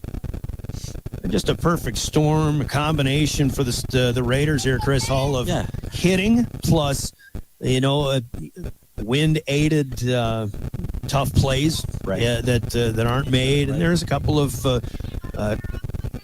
plays even the infield could have made, but unfortunately did not. And it all compounded. You give a good team 5 outs, 5 outs in an inning, Brian, they're going to score. They just are.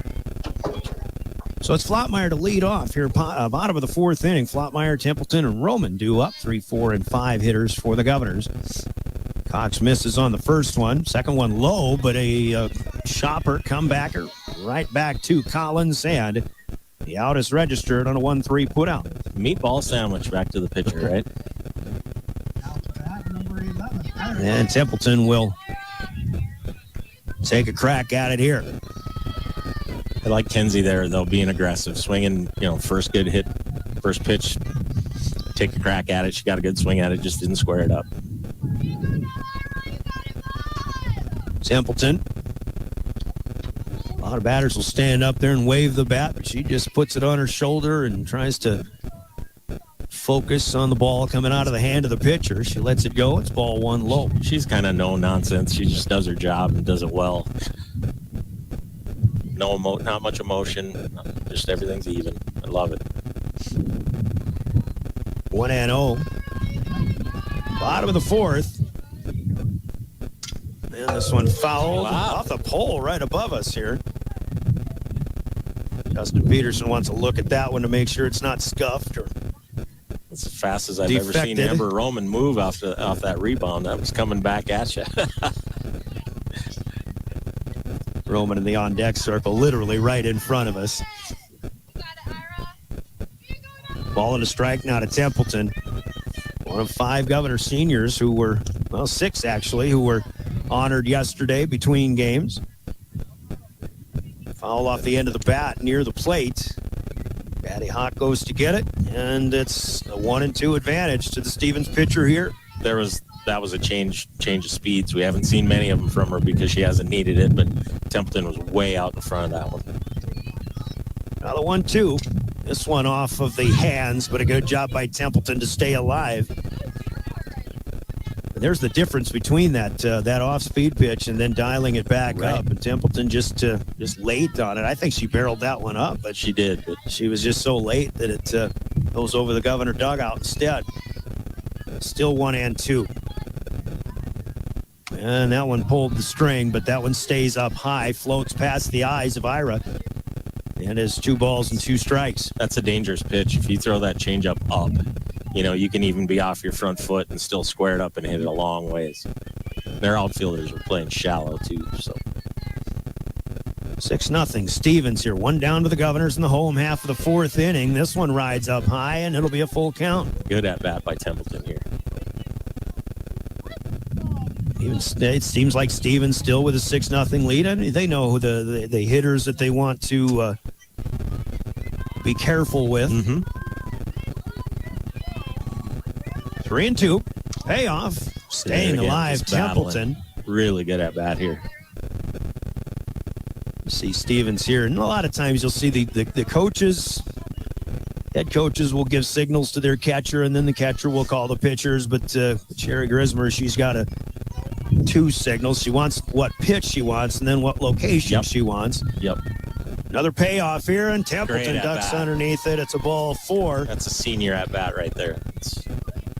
Well done. A good way to put it. 3rd walk of the game issued by Collins. Governors get another base runner. They've had a base runner on in every inning so far, but still haven't been able to get one past second base. As Erickson was stranded in the 3rd inning after leading off with a walk and stealing 2. Here's Amber Roman. Nice pitch out of the dirt. Oof. Big. Again, Addie Hawk, a college, advancing to college next year. Coach Grismer didn't clarify, but Hawk and Van Zee, the 2 seniors, are going to Mount Marty and to St. Olaf in Minnesota. Roman, line drive, foul down the right field line. Great approach. Again, just a little late on that. I noticed Amber, especially here, as cold as it is, but how many batting gloves does she have? None. 0. Today would be a good day for them. I would bet you that her chore gloves are all worn out, though.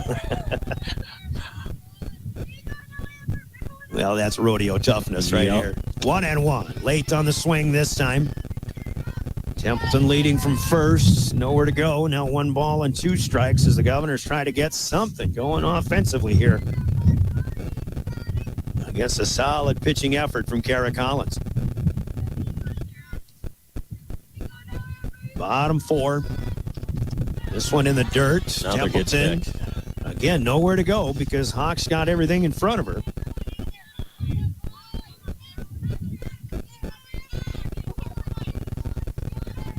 You're thinking about the catching game, of course, in the majors, and maybe in some cases they don't do the straight squat anymore. They've always got a knee or on the ground, or they're even sitting and things like that. But catchers like Addie Hawk are still in the squat.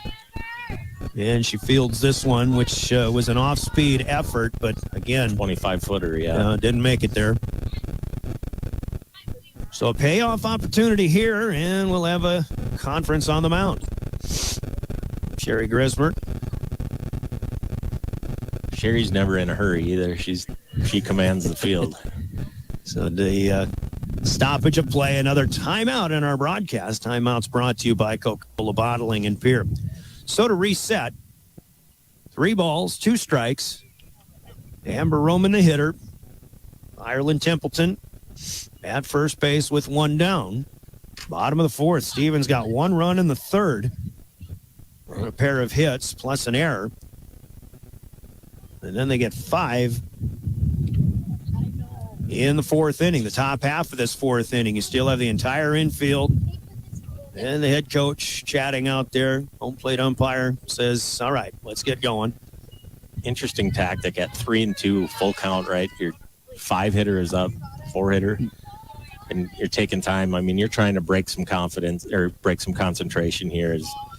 And really like, okay, is that, she might have been saying, is that changeup obviously not working? Do you want me to stop calling it too? That's probably another thing they were talking about. Now, Collins hasn't had the feel for that particular pitch today. And you can't blame her. All right, 3-2. Here we go. Out of that Coca-Cola break in the action. Roman swings and bounds one to the hole. The shortstop Hunt able to make the play and a backhanded pick at first base by Josie Thompson for a 6-3 putout. Templeton moves on to second base. That is a beautiful play by their shortstop and a great pick by the first baseman. But yeah, she stretched for it. She backhanded it. Short hop. And still was able, just had the glove in the right spot. That wasn't the greatest throw from Sadie Hunt, but trying to move it. But the mechanics on it were still perfect. Backhand down to one knee, pop up, throw it out. And that was good at bat by Roman there too. Full count, tough pitch to handle. She pulled it in the hole, but the shortstop made a great play. Yep. It got by Cox, ranging to her left from third base, but just not quite enough to get to it. So 2 down. Here has Templeton at second base, and Ellie Browers at the hitter, and a hot shot out to the right center field gap. This one will score Templeton. Browers has 2, and she'll hold up there, and that's a good hold right there. You do not want to make the third out at third base. Ellie Browers, who stung it once yesterday just like that, does it again, and the first Governor run is across.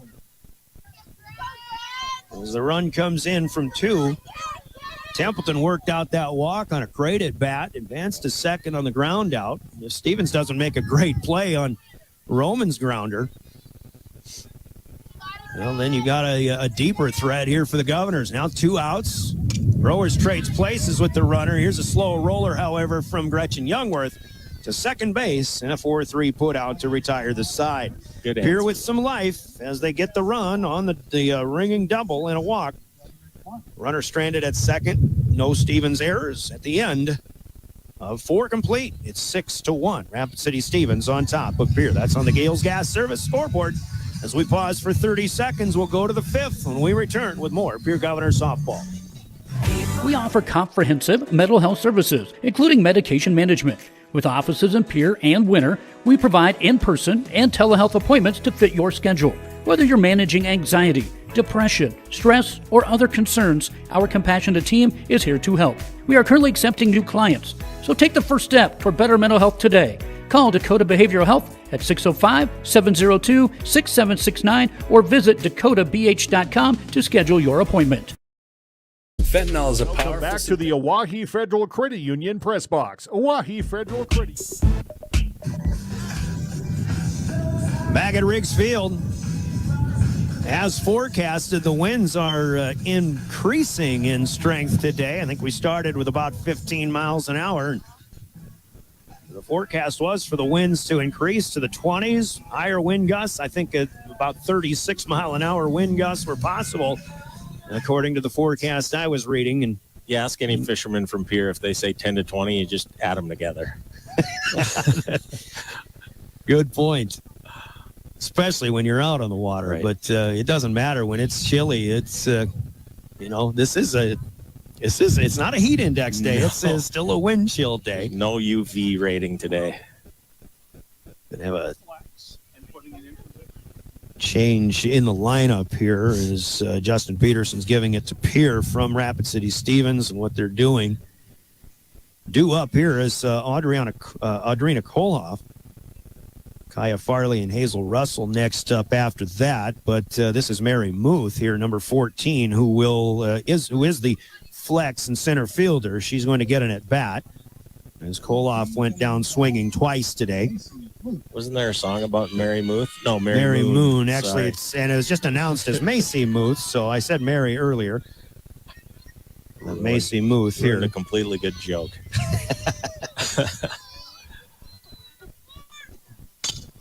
Muth with the bat on ball. Hull to her left from shortstop. Nice play on and a 6-3 put out to start the defensive inning for the Governors. And Muth been out there playing center field all game long, but now gets her first at bat, and she's right on Noelle Kist, but just didn't get enough contact to get it through the infield. Good range there from Charlie Hull at short. You know, it is interesting. You see a lot of our girls in Pierre, too. Hymans and Charlie, and a lot of these girls move around and play different positions. It's completely different footwork, too, right?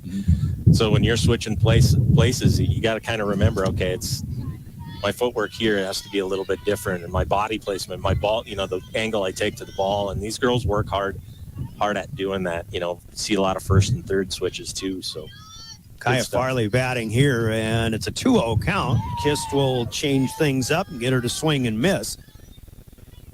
There you go. I mean, 2-0 hitters count. Farley's looking for her pitch, and she thought she had it, but that one just dove, I think down and away. 2-1 here. Farley doesn't pull the trigger on this one. And we'll look at ball 3 on the outer edge, or off the outer edge, 3-1. An out in for Stevens here. We're underway in the top of the 5th inning. 6-1, Rapid City Stevens. Coming off a 5-run inning in the 4th, looking for more as the Governors did respond with 1 in the bottom half of the 4th. Strike is in from Kist. Farley lets it go, and we've got a full count. 3-2. Kist leaning in, rocks back, deals, and it's outside, just ball 4. Outside. So Farley, who started the 5-run rally in the previous inning with a single, is 1 for 2, and she's on with a walk here. And Hazel Russell, who's had a good day, doubled in the 2nd, and then after Farley had singled in the 4th, hit one to 3rd that Templeton knocked down, threw on to 1st, but the connection just not made. Roman had to stretch long for it and wasn't able to catch it. Russell, bat on ball this time, behind second base. Tough play. This is Hyman's ranging out, then she makes the catch. Mask is half off. She got the ball in the glove, and then she came down, and from our angle, we could see that the ball was still in the glove. So Olivia Hymans makes a nice play with the wind-aided pop-up. That's a tough play. That wind pushed that ball a long ways, and Liv did a great job. Other one to the hole. Hull trying to make the play, but that one bounces up over the top of the glove. Now it's Flotmeyer firing to 3, and they can't make the play to Templeton here. And that allows the batter, Josie Thompson, to advance to second base. Deep in the hole there at short, trying to backhand it. It's a tough pick, but that's one that Charlie wants, and she usually makes. But that's a tough play. You can come up and throw. I don't know if you get her anyway, really. It's a long throw, and the girl from first has a good break. So,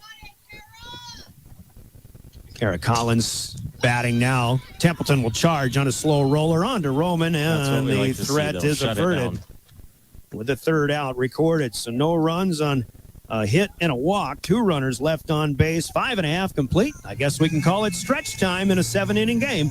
6-1 on the Gales Gas Service scoreboard. Stevens leads the Governors. We're back in 30 seconds with more Pierre Governors softball. Opioid, up to 100 times stronger than morphine. Even a tiny amount can be deadly. It's often mixed with other drugs without your knowledge, increasing your risk of overdose. Protect yourself and your loved ones and avoid unknown substances. Stay informed, stay safe, and remember, one pill can kill. For more information on fentanyl prevention, visit your local health resource or speak to a healthcare professional today. This message was brought to you by the Great Plains Tribal Opioid Response, so that the people may live. Welcome back to the Oahe Federal Credit Union Press Box. Oahe Federal Credit Union.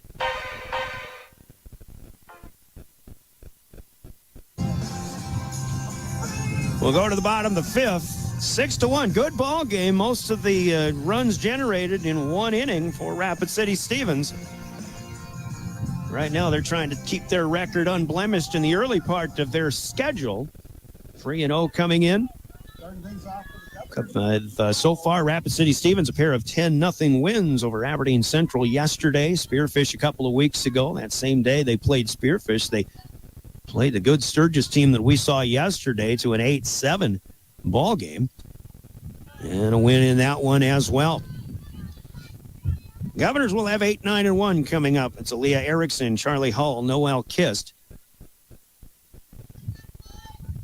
7-inning ball game. Here we are in the bottom of the fifth and a 1-0 start. And Kara Collins to Aaliyah Erickson. She'll stride into this one, but take it for a strike.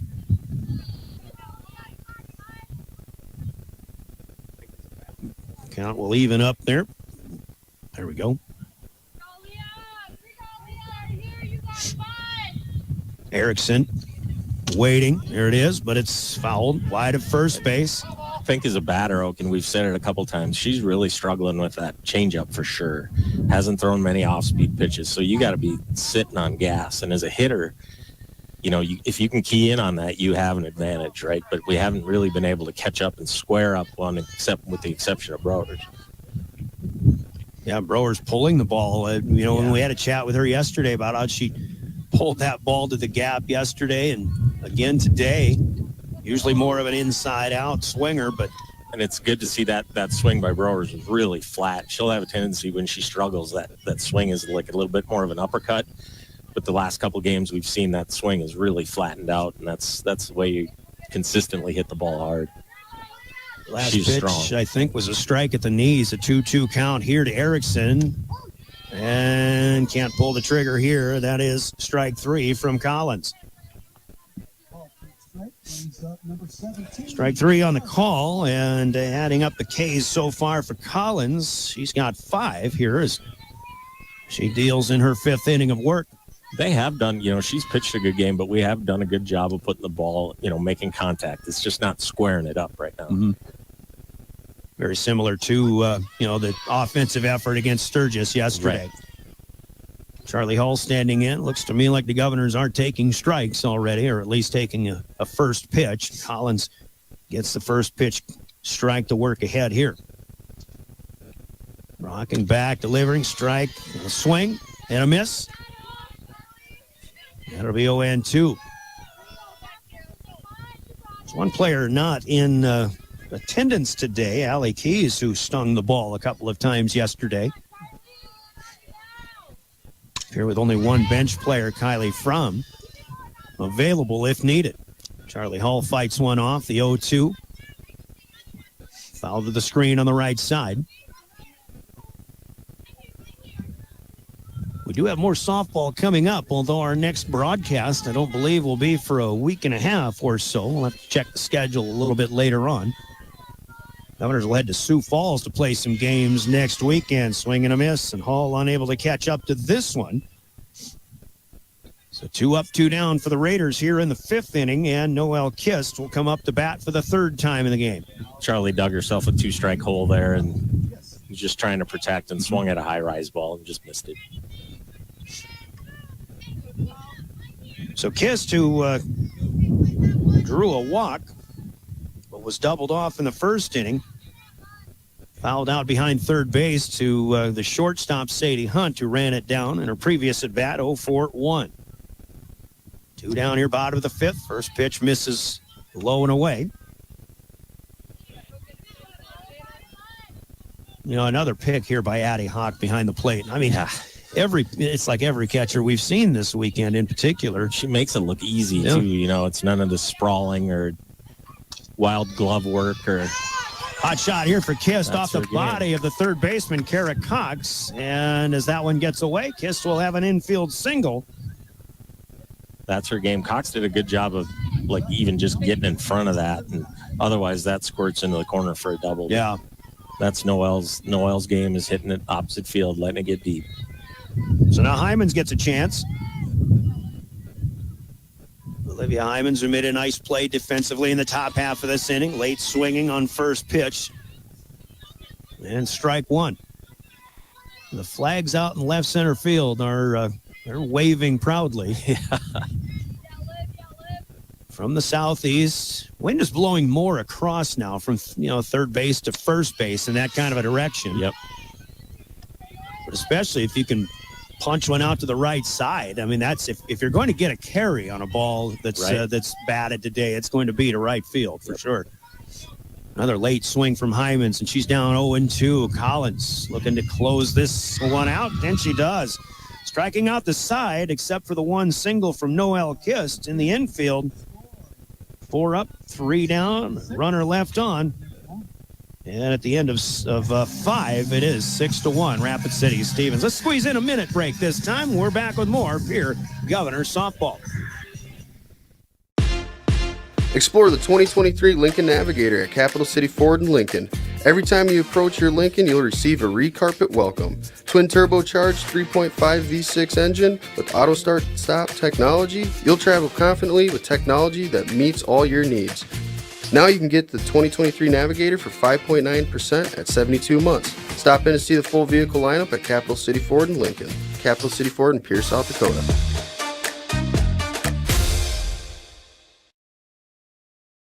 With our new online loan application, you can go to our website and apply for a loan when it's most convenient for you. We make getting loan approval fast and easy.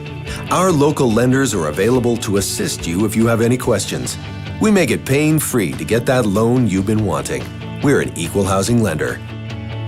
Oahe Federal Credit Union, your hometown credit union since 1955. Federally insured by NCUA. What a solid deal. Welcome back to the Oahe Federal Credit Union press box. Oahe Federal.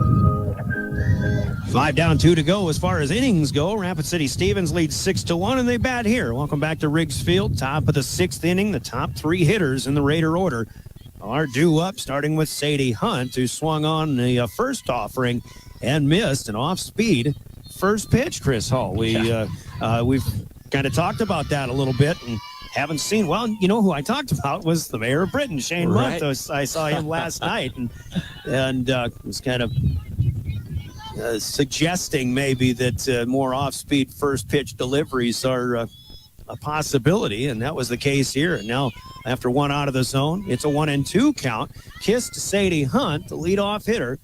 She'll foul one off and stay at 1-2. Noelle is a mix. She's not going to overpower you with the fastball, right? Everything she throws moves. But I think what she saw quickly today was, man, this curveball is really, really breaking. So I'm going to ride that thing as long as I can, and it's been great. Ball and 2 strikes, and this pitch. One a perfect changeup. Pop up in the infield. Charlie Hull will take it. It's a pop up to short, and the first out registered. That's exactly what a changeup is supposed to do. We see it, and everybody oohs and ahs when it comes floating in, and nobody swings at her. They swing way ahead, off her front foot. I mean, that's a tough batter to fool. She's a good-looking ball player, a lot of experience, but Noelle got her on that little back spinner changeup off her front foot. And here's Addie Hawk coming in, and I don't know if you saw it, but as Sadie Hunt was going back to the dugout, she stops and gives kind of a word of advice here to Hawk as she gets ready to stand in. Obviously, you want to watch for that off-speed delivery, but first pitch misses. The second one also up and away. And that's a good point, Oak. You want to talk about, okay, first time through the order, what did you see? But the second time, is she still doing the same stuff? Is that breaking ball breaking more? Is it hanging? All those things. Swing and a foul back here. Kiss still on the mound, but the one thing that she's changed is she's put an undershirt on. She's got sleeves now because that wind has really picked up. And I don't know that the still air temperature has dropped, but I think the wind chill has dropped as this game's gone on a bit. We're in the 6th, 1 out. Fly ball left field this time. Flotmeyer trying to judge it, has to come and get it against the wind. Taking it back toward the infield. Flotsy able to make the play.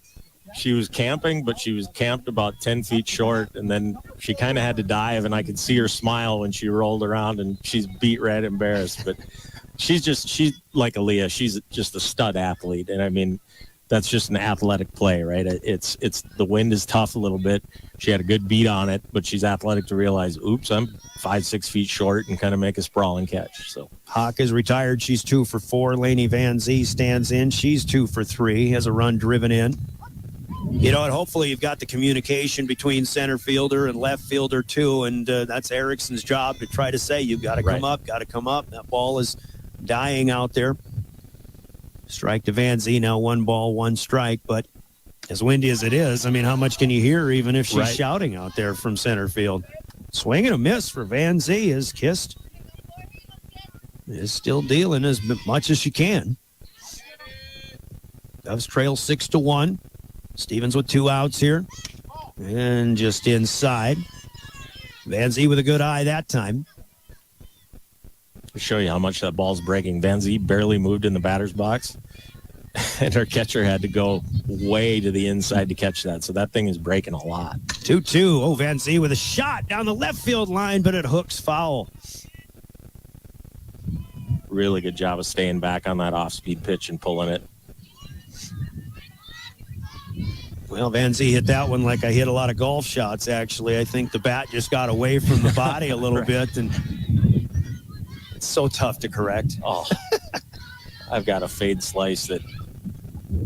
2-2, another foul ball coming back and out of play. I think there's some dads making some money by the concession stands because there's been a lot back there straight back, and we don't have a lot of kids running around out here today. 2-2. Softball here on River 92.7 with the Governors. We do have Twins baseball on KGFX AM. Twins playing the Angels, and they're leading 4-1 in the 3rd inning at Target Field. Swing and a miss. Strike 3. 3 up, 3 down for Noel Kist and the Governors. Absolutely down go. Fooled Van Zee there. The Stevens Raiders. No runs, no hits, no errors. Nobody left on. 5.5 complete. It's still 6-1 Stevens as the Govs bat. When we come back in 1 minute with more Pierre Governors softball.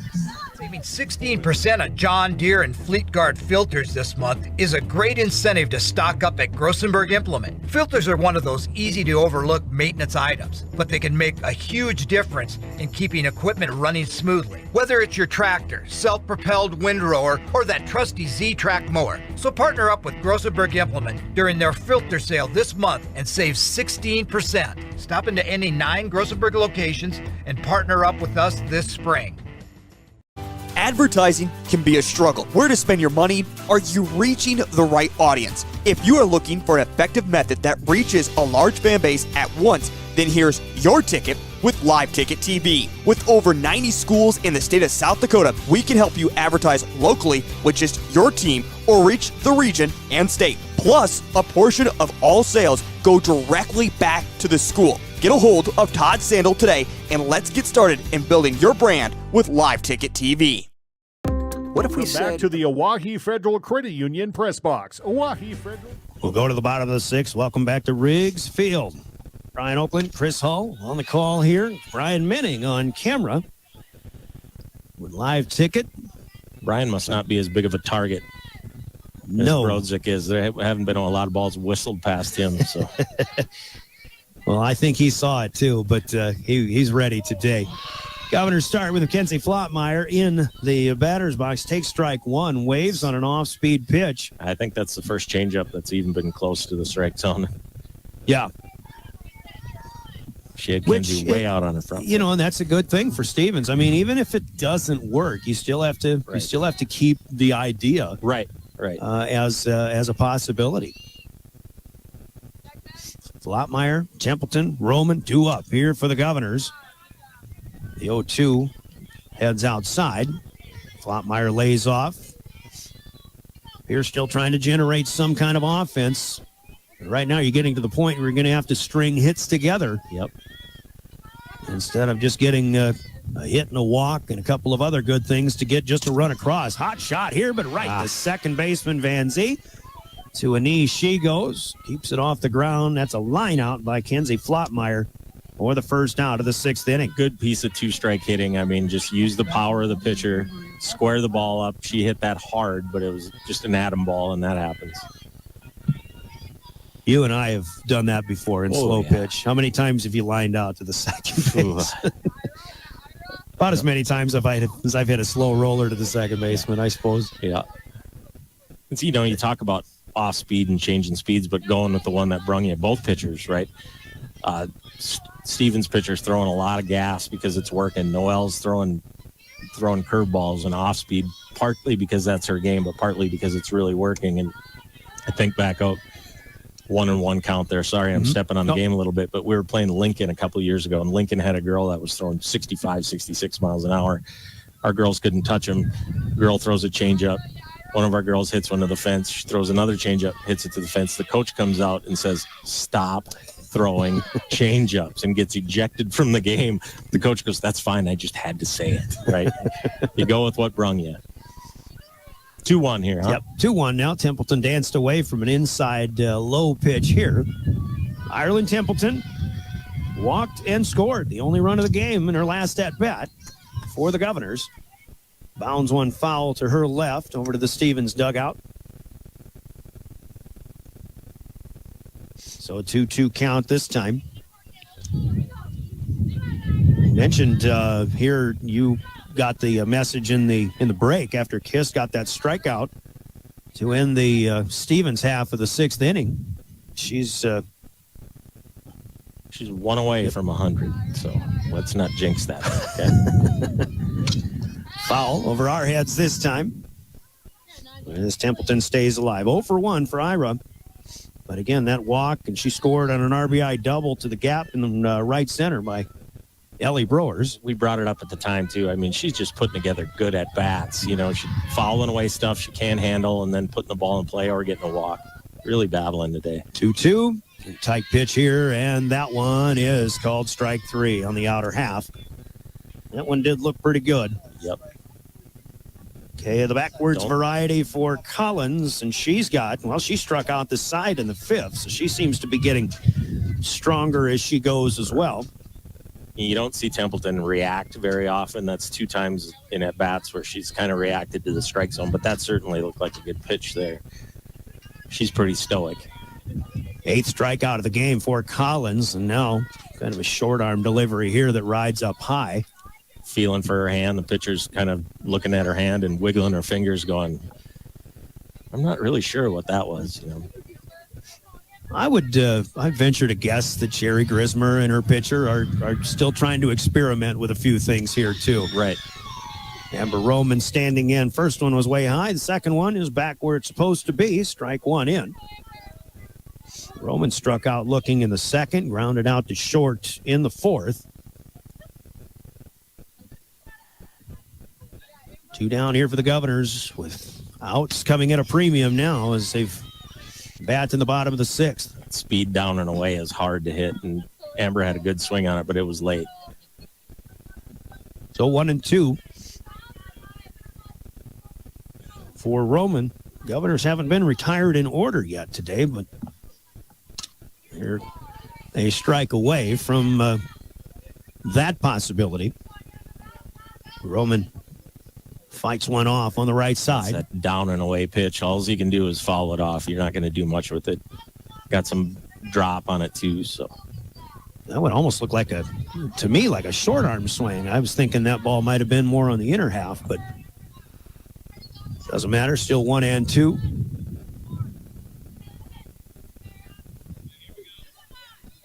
Collins ready to deal again.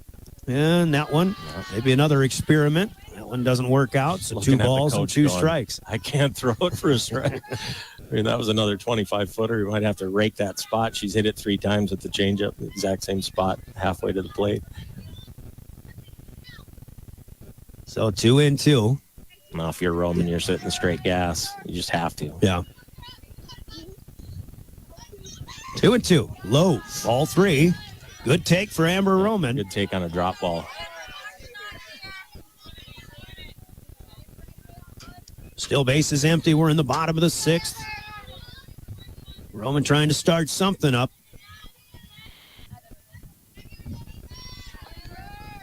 The difference in this game, a 5-run 4th inning for the Raiders. Hot shot past the pitcher. She knocks it down. The shortstop picks it up and Hunt on to first. And that, again, a short hop play.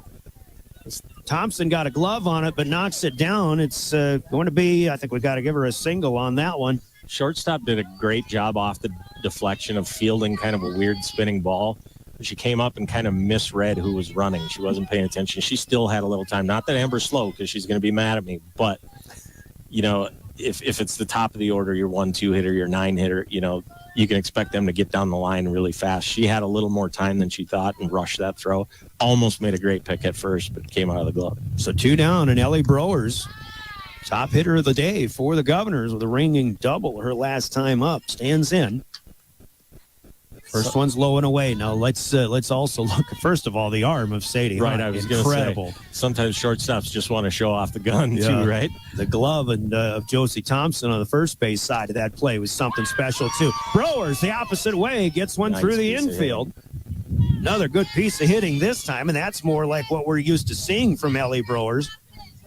She'll get her second hit of the day, 2 hits, and the Governors have something brewing, albeit with 2 outs here.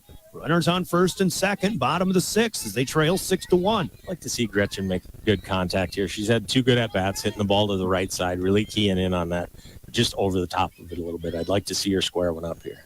2 ground outs to the second baseman, Van Zee, in the second and fourth innings. First one low. Talk about the guts of the team and the engine of the team. Gretchen's the heart of the team, man. She's got more spirit and love for this game than any kid I've ever been around and coached. Collins rocking back and through, and another one low. Maybe a little bit outside. Roman at second. It's Browers at first.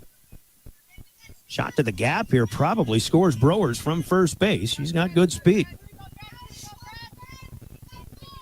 And it's 2-0. Youngworth has the advantage in the count. That one not in either. 3-0.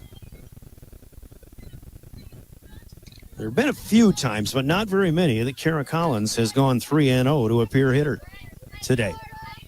Maybe early, huh? I don't really remember it. Maybe that first inning. She has walked 3 batters today. I believe there was, I was just going to say, there was one 4-pitch walk, but doesn't matter. This is a 4-pitch walk, and suddenly the Governors have the bases loaded with 2 outs. An infield single from Amber Roman.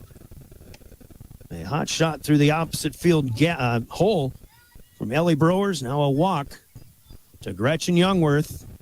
And one of the Stevens assistant coaches comes out to talk to Collins and the rest of the infield. Another stoppage of play and another Coca-Cola timeout in our Governor broadcast. River 92.7. It's brought to you by Coca-Cola Bottling of Pierre. Just again, yeah, you want to talk about it, but this is strategic. We're breaking up some momentum, right? Well, with a 4-pitch walk, and right. I think you just have to, you've got to settle your pitcher down because now you're in a big situation. Right, you need an out if you're Rapid City Stevens. And absolutely. Yeah, it's really kind of the first hiccup that we've seen out of this pitcher. She's been all business. I mean, she mowed us down in the 5th. Yep, 3 strikeouts in the 5th. Around a Noel Kist single. Now it's Aaliyah Erickson. She walked and stole second in the 3rd inning, but struck out looking in the 5th. First pitch is outside. Collins doesn't have anywhere to put this batter. I think it was Billy Paul once said, we got a thing going on. And that's what the Governors have. Right here with the bases loaded. Bottom of the 6th, trying to cut into a 6-1 deficit. Collins delivers. This one a bit of an adjustment, but it rides up high across the chin of Aaliyah Erickson. This is interesting here because you want your hitters to be aggressive, right? But she's thrown 6 straight balls, so you want to see one. Now it's 2-0. You're not in too big of a hole if you let one go, but you also want them to be aggressive and pull the trigger because she's going to try to throw strikes. This one swung on, and it's rolled right back to the pitcher's mound. A 1-3 put out tough break for Erickson and the Governors, who load the bases with 2 outs. But they're all stranded. No runs, 2 hits, plus a walk, 3 runners left on base. We're through 6. Stevens leads 6-1, and we'll be back in 1 minute with the 7th inning here at Pierre Governor Softball, your official voice of the Govs, River 92.7, DRGnews.com. Wagner Auto Company. It's a place to lock up money. It's a place to set it free. What if the point of banking wasn't to bank at all, but to put your ideas to work? What if your bank asked, what if a little more? Well, what if we told you we do? We're American Bank and Trust, where what if meets why not? If you're ready to change what you get out of banking, start a relationship with us. What if you made the move today? When you're thinking of a new or used car, motorcycle, pickup, or RV, think of us. We make all sorts of vehicle loans. We can set you up with payments that fit your budget. So if you have getting some new wheels in mind, stop by and see us. We'll get you the right loan. Dakota Plains Federal Credit Union, federally insured by NCUA. We're big on you. We're small enough to know your name, but we're big on you.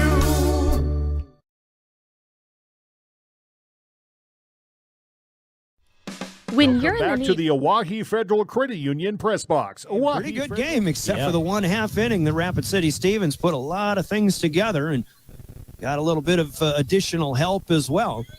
That was back in the 4th when they put 5 runs across. They lead the Governors 6-1. They bat in the top of the 7th, the middle of the order. Hitters 4, 5, and 6, starting with the third baseman, Kara Cox, and an off-speed pitch from Noelle Kiss to get Cox out in front, swinging and missing. I would venture to say if we would talk to the Stevens coach after this game, she's never seen as many crazy swings out of her girls as Kist has held them to today. The 0-1 start to Cox. There's another one pulling the string. Cox swings over the top. Her head was on that one, though, but the first one, her head was in the dugout. I mean, she was absolutely fooled. So Cox 0 for 3 today. Macy Muth, who batted for the first time in the 5th inning, is on deck. Cox lays off the riser, and it's 1-2. You know, this is one of those games, too, and I cannot say enough about what Noelle's doing on the mound here today. She might not win this game, but obviously it's a tough battle for the Governor bats against Kara Collins, but Noelle's pitched about as good of a game as I've ever seen almost. I mean, it's been a lot of fun to watch. 2-2, another one riding up high. See if Kiss comes right back and tries to dial it up against Kara Cox here. Down the middle, and that one fouled back up to Church Street. And our home plate umpire, Justin Peterson, will take the walk. I think he wanted a hot chocolate and a sandwich, but they gave him 3 softballs.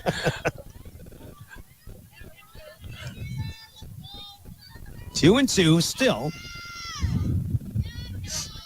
Yeah, I think another thing that I'm seeing today too is just the good competitiveness of what softball is. It's sanctioned now in South Dakota through High School Activities Association. I mean, it's a good product and absolutely on the field, and fans have come out pretty well today, even though we see a lot of blankets in the stands yet. Yeah, I mean, yesterday there was 300-400 people here sitting on the berm and in the stands, and it's a lot of fun. And I said these girls wanted to play with the Governors on their chest, and now they get an opportunity. A 3-2 after the 2-2 misses. Down the middle, strike 3, and pulling the train. There it is. The trigger on strike 3. That is the 100th career strikeout for Noelle Kist. It's a pretty big milestone. Her best friend Gretchen comes running in from right field. She might get a talking to from the coach on that, but that's a moment you want to share. That's pretty special. Well, they stop games in other games. If it's somebody scores their 1,000th point in basketball, they make a big deal out of it, and it should be. It should be celebrated. It's a career worth of work, right? And swing and a miss for Macy Muth, who grounded out to short. Charlie Hall with a nice play up the middle last time. Yeah, I'm Sherry Grismer might have been wondering what the deal was. It seemed like Justin Peterson, the umpire, had to maybe explain. Another foul. Muth gets the bat on the ball. 3 swings. 3 contacts made. I notice you're not really worried about these foul balls. You must have parked in a better spot today. Well, I'm actually across the street. Right. There was too many people watching the Central JV game when I pulled up here today. Muth watches this one go by. Doesn't miss by much, but it's outside and a ball and 2 strikes. Top of the 7th, 1 down. Still 6-1 Rapid City Stevens. Kaya Farley on deck for the Raiders. She's had a good day offensively. Another foul back. That was a tough right pitch side there, and she just falling back, learning to live another day, right? Looked to me like a drop ball, and she got underneath it to foul up and away. which is, a good low center of gravity that I'm seeing from this particular hitter, Macy Muth. Still 1-2. Kissed. Can't get it on this one. Good pitch.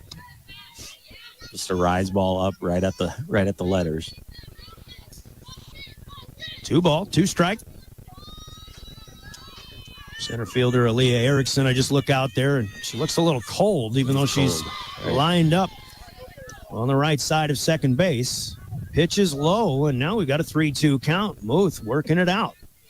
Started the day as a flex player, has played center field the entire game. This is just her second at bat. This one will fly out to the right side.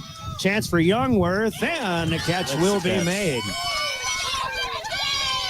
Gretchen Youngworth puts it away. There, but that ball drifted off, even with the tail and the wind. That ball drifted 25 feet, but she tracked it really well. There was, I had a little concern because she had kind of the backhand, and the ball was curving away from that. Right. And really, I thought she should have had the open-handed. So now they just made the announcement of 100 strikeouts with the first out in this inning for Noelle Kist.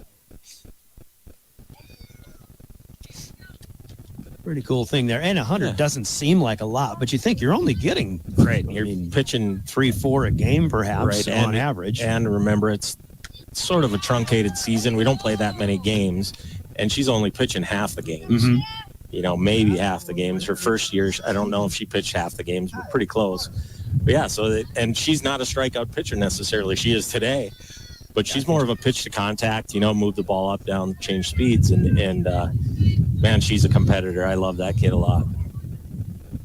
1 in the zone, 1 out of the zone to Kaya Farley. 2 down, top of the 7th for Rapid City Stevens. They're looking for some insurance if they can get some base runners on. Here's a foul ball up the first base line. Just Brian Menning, get a glove on. That's close to the camera. Yeah, just out of reach of Roman. One more step. So still 1 ball, 2 strikes here. Chilly day, but we don't expect too many more of these. We certainly hope not. Kissed on the 1-2, foul back again. When you're talking about wind chill and it's almost May, we know we're either in Pierre or Summit, maybe Siston or Fargo, right? Those are the 4 places. Well, I saw a news story here that ski resorts in Vermont or something are going to be open well into May. Oh, what a nice There's at-bat. Farley throwing the head of the bat out to the ball, and she'll get a single out to center field to throw in from Erickson. Gets by the middle infielders, but Kist backs it up, and Farley checks in at first base. Her second hit of the day, but with a walk. She's been on 3 times in 4 plate appearances. Great piece of 2-strike hitting. She got fooled on the off speed, but stayed back enough and just stuck her bat out. Didn't really, just a real short swing. Stopped the bat, barreled the ball up, just a little back spinner, line drive right in front of Erickson. Kiss now to Hazel Russell. And not only that, but Farley, I think she fought off 2 or 3 really good pitches. And they're good quality pitches, too. First pitch was called a strike here to Russell. So Kiss looking for another one. That's off the end of the bat. It'll be over to Hyman's. Quick flip to Roman. And the out is recorded. The side is out. No runs, 1 hit, 1 runner left on base. The Governors will come up for their last at-bat, trailing 6-1 on the Gales Gas Service scoreboard. Rapid City Stevens in front. We're back in 1 minute. You're listening to Pierre Governors Softball. For high-quality replacement auto parts, look no further than Zander Auto Parts and Machine Shop in Pierre. Zander's has been servicing the Pierre area for over 40 years. Their professional parts techs can get you the part you need and get you back on the road.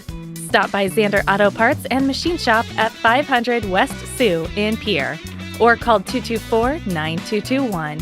Zander's, your source for domestic and foreign auto parts and accessories. The innocence of youth. Is there anything any better? But soon they'll be in high school and facing all the same challenges you faced. How to make friends, how to fit in, how to be cool. We want our children to have everything they'll need to live fulfilling and productive lives. Make sure the kids in your family are among the more than 57,000 participants here in South Dakota who take part in high school sports or activities. Welcome back to the Oahe Federal Credit Union Press Box. Oahe. At the bottom of the 7th we go. The last crack at it for the Pierre Governors, trailing 6-1. Rapid City Stevens in front. Brian Oakland, Chris Hull on the call here. Charlie Hull will bat first. The 9-1-2 hitters due up for the Governors. Hull swings and misses on the first one, fouls the second one back, now in an 0-2 hole. Garrett Collins been dealing all day long for the Raiders. Turned into a great pitcher's duel today, but Stevens just had the one good inning to open up the lead that they have. Hull will fight one off here. Good job of bat management this time. Better swing there, yep. That one rode up high where the first two were down in the zone. Stevens looking to go 4-0. The Governors are 2-4 coming in. Cubs have won the game. There's the games that they're supposed to win so far, but they have competed well against the other better competition, let's say. But you lose a game against Yankton that we were ahead in the later innings. That Watertown game, we had plenty of opportunities, but they're competing against good teams, right? And that's what we want to see. Swing and a miss, strike 3 here on a 1-2 offering. Charlie goes down swinging for the third time, and Chris, it just we talked a little bit about how Collins hides the ball in her glove as long as she possibly can. This is her 9th K, and sometimes it's just tough to pick it up, especially on a cloudy day. Charlie told me after that second at bat, she said, I'm just not picking the ball up really good out of her hand, and dreary day and everything, but it's just that's a great tool. It's a great weapon. Hide that ball as long as you can. And in this game, geez, she's halfway to the plate before you see it, right? And you got to be quick. Just not picking it up, though. Noel Kiss, the top of the order. Back in. Olivia Hyman's due up also on deck for the Govs. First things first, got to get somebody on base, then get somebody else on base. Try to crack out a few runs here. Kiss strides, takes a strike. It'll be 1-1. Noel singled in her last at-bat, walked in the first inning. She's 1 for 2. Got a pop out as well in foul territory behind third base. In her second at-bat, this one bounds back to the pitcher. Fielded on a hop. Collins will throw on to first. 2 up, 2 down for the Governors, who are down to their last out. Good pitch. Both of those strikes to Noel were in. That last one she felt, hit back was up and in. Obviously, pitchers realizing what Noel's trying to do is shoot that ball the other way, and he tried to mitigate that by jamming them up and in.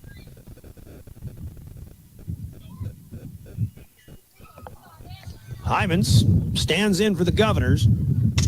Swing on the first pitch. It's a grounder to short. Sadie Hunt up with it over to Thompson, and that'll do it for the Governors. And this one, no runs, no hits, no errors. The Govs go in order to close the game out.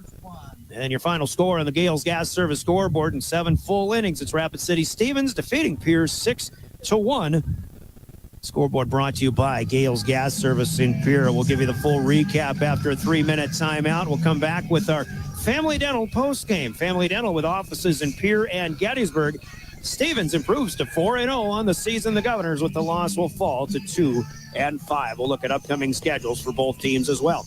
Coming up in the postgame. Plus, Hermanson Endodontics big plays of the game, and we'll name a Cowboy Country Store player of the game for the Pierre Governors. All that and more in 3 minutes. Your Family Dental postgame comes up next. This is Pierre Governor Softball, your official voice of the Govs, River 92.7 and drgnews.com.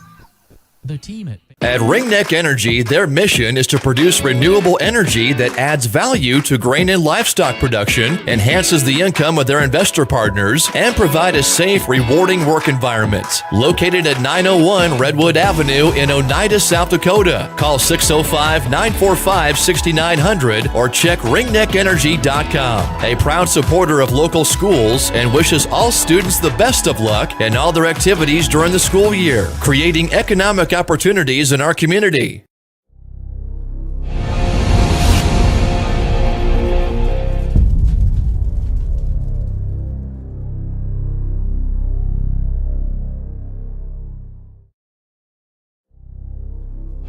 Ready to gain an edge in your career? Tide Machinery's Service Technician Apprenticeship Program is designed for anyone wishing to become a diesel mechanic working on Case IH equipment through full-time, on-the-job training. Enjoy hands-on work experience, learn from factory-trained service experts, and apply your knowledge from school directly to your work with this unique program opportunity. Become a titan in the industry and grow with a dealership that invests in you at Titan Machinery, Highmore, Miller, and Pierre, your local Case IH dealer. Visit titanmachinery.com/careers to learn more.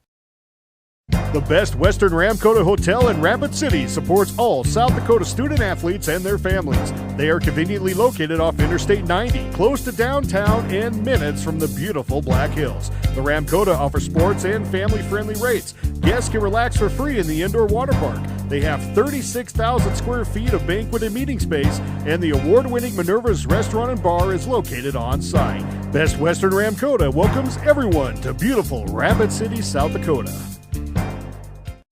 Do you have a pest problem? Got bats, ants, termites? Family owned and operated, Olson's Pest Technicians have had over 50 years experience taking care of pest problems in places across South Dakota, Nebraska, and Iowa. Utilizing brilliant methods such as Centricon bait stations for termites and Vicane treatment for bed bugs, there's no pest too tough for Olson's Pest Technicians. If you have pest problems, call 800-KILL-BUGS. When life gets hard and our thoughts get too much to bear, finding the resiliency within us can help us find healing. The 988 Suicide and Crisis Lifeline provides 24/7 free support for anyone in suicidal distress or emotional crisis. All texts and calls are anonymous and connect you to local resources that uphold cultural values and pave the way to healing. Find the strength within you. Find the strength within our culture. Reach out if you need help today. Welcome back to the Oahe Federal Credit Union Press Box. Oahe Federal Credit Union, where people are worth more than money. 529-1950 and see how they're powering business technology.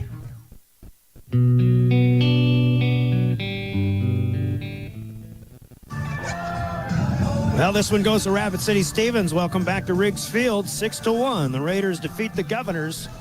Stevens, one of the, obviously the top team out west, most likely, but sure. A team that the Governors played very well against today. Unfortunately, the one thing that's that the Governors will still probably need to have for a good chunk of the rest of the season is just more consistent offense. And first of all, it's tough when you've got solid pitchers like the way Kara Collins performed today. It's, you get one hit, that's great. But string them together. It's kind of the tough part, especially against a good defensive team like the Raiders are. Right. I do like it, and I've said it a couple times. The plate discipline of these Governor girls. Last year we saw them, a lot of the girls swinging at balls out of the strike zone.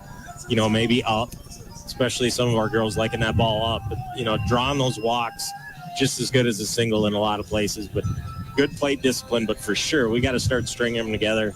And against some of these higher quality pitchers, we gotta find a couple innings and put up crooked numbers.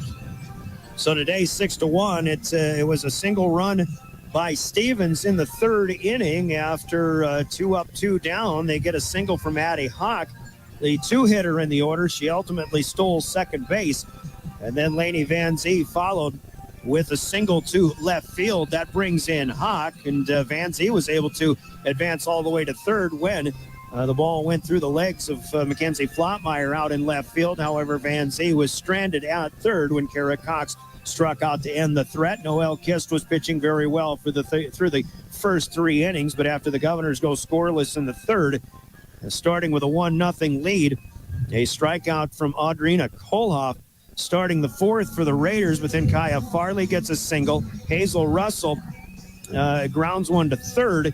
Ireland Templeton threw on to first. It was a little bit low, the stretch from Roman, just unable to catch the ball. So an error there to advance. And then Josie Thompson rings a double to score both runners, Farley and Russell.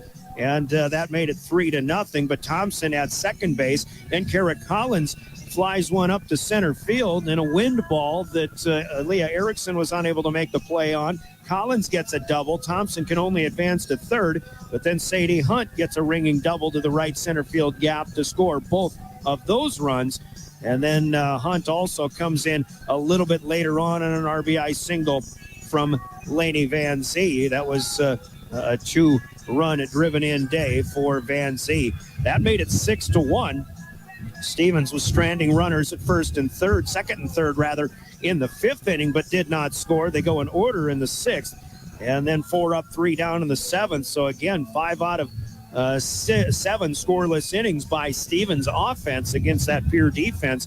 And Noelle Kist, the way she threw a great ball game, but Stevens still enough to win this one. The Governors get their only run in the 4th inning when Ireland Templeton drew a 1-out walk, advanced to second on a ground out to short by Amber Roman, was brought in on a double to the gap by Ellie Browers, and Browers stranded at second after Youngworth grounded out. Pierre had a threat in the 6th inning as well, starting with 2 outs, a single from Roman in the infield, another single the opposite way from Browers, who, by the way, goes 3 for 3 today.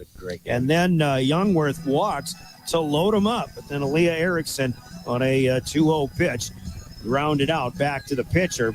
And that ended the threat. The Govs go in order in the 7th, and they fall 6-1 in this one. 6 runs, 11 hits for the Raiders, 1 run on 5 hits, couple of errors for the Governors in this one. That's the recap. So we take a look at the box score.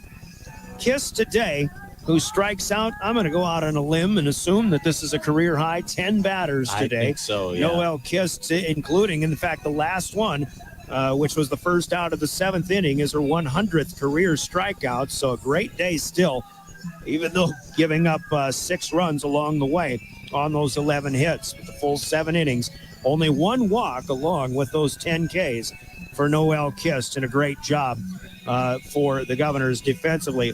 On offense, the Governors are led by Browers with that 3 for 3 day. She drives in the only run of the game. Amber Roman had a 1 for 3 day. Noelle Kist also 1 for 3.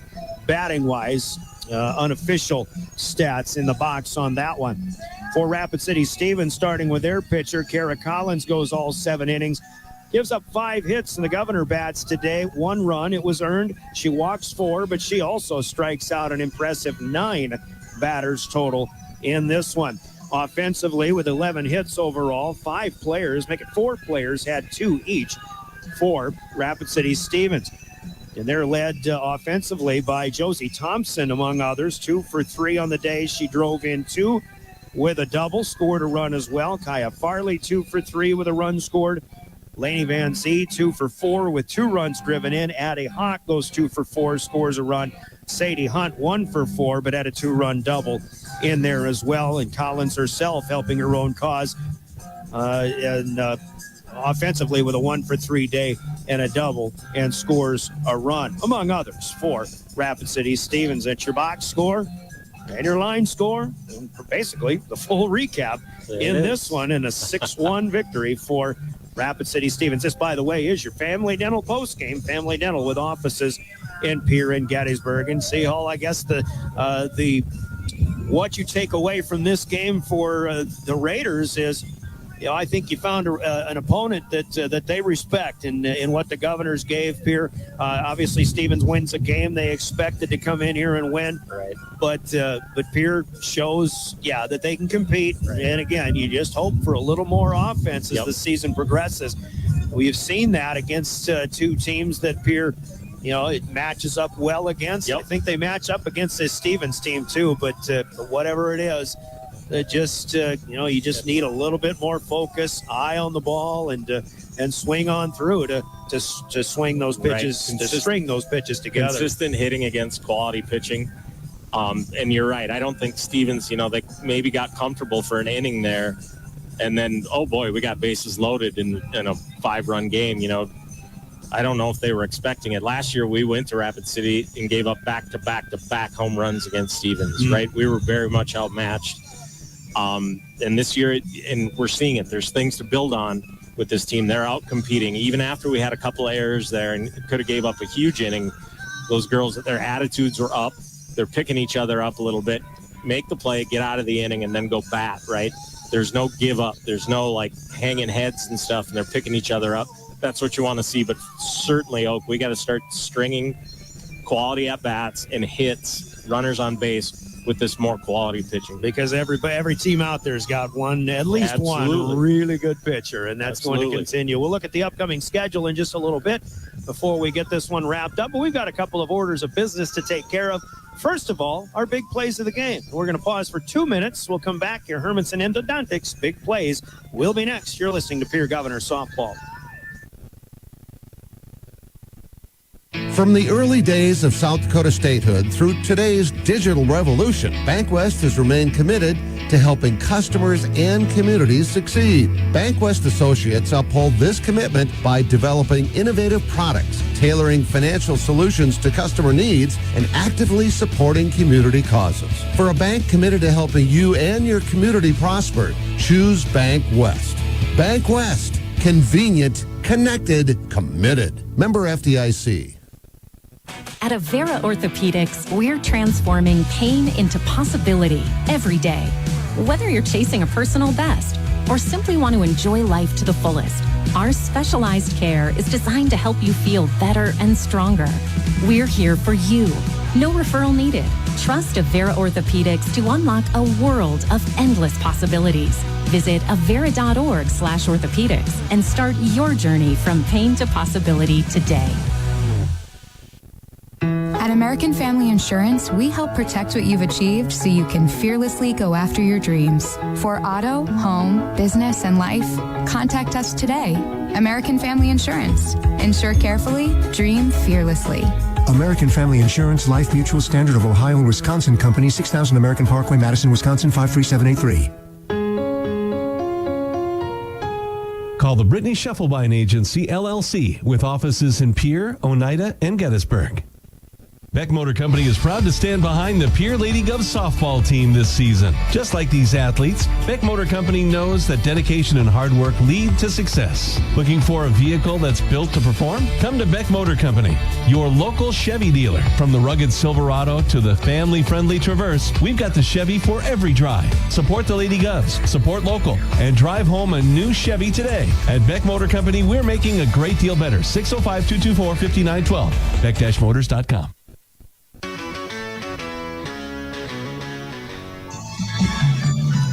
Family Dental postgame continues. Pierre Governor Volleyball. Brian Oakland with Chris Hall. And before we continue with our big plays of the game, we remind you you're listening to Pierre Governor Softball. Driven by the Office of Highway Safety. River 92.7, KGFX FM, and K296FI Pierre. Stay alive. Don't text and drive. Time in our postgame for the big plays of the game, sponsored by Hermanson Endodontics in Pierre. And there's really no question where the big plays are made, Chris Hall, and it is in that 5-run inning for the Stevens Raiders. That's the difference in the game. Yep. Other than that, you take out the top of the fourth, and it's a 1-1 ball game. But 5 runs for the Raiders. You know, you look up and down, a 1-out single, but then you've got the one play, basically the first play by the Govs all weekend long that wasn't completed. It was a good play, good effort on both ends, Templeton and Roman, but just a low throw, right? You know, and a fast runner beating down first base. But then you get a 2-run double after that. There was even in that inning, there was kind of an unfortunate circumstance where I thought a call that doesn't go your way. But right. We talked about in that inning how you've got to bear down and just kind of get the next one. And unfortunately, in that inning, the Govs weren't able to make the plays they needed to make when they were made, or when they needed to be made. Yeah, you got to go make a play, pick somebody up. You know, we had the error at first, the win ball that got away from Erickson. Mm-hmm.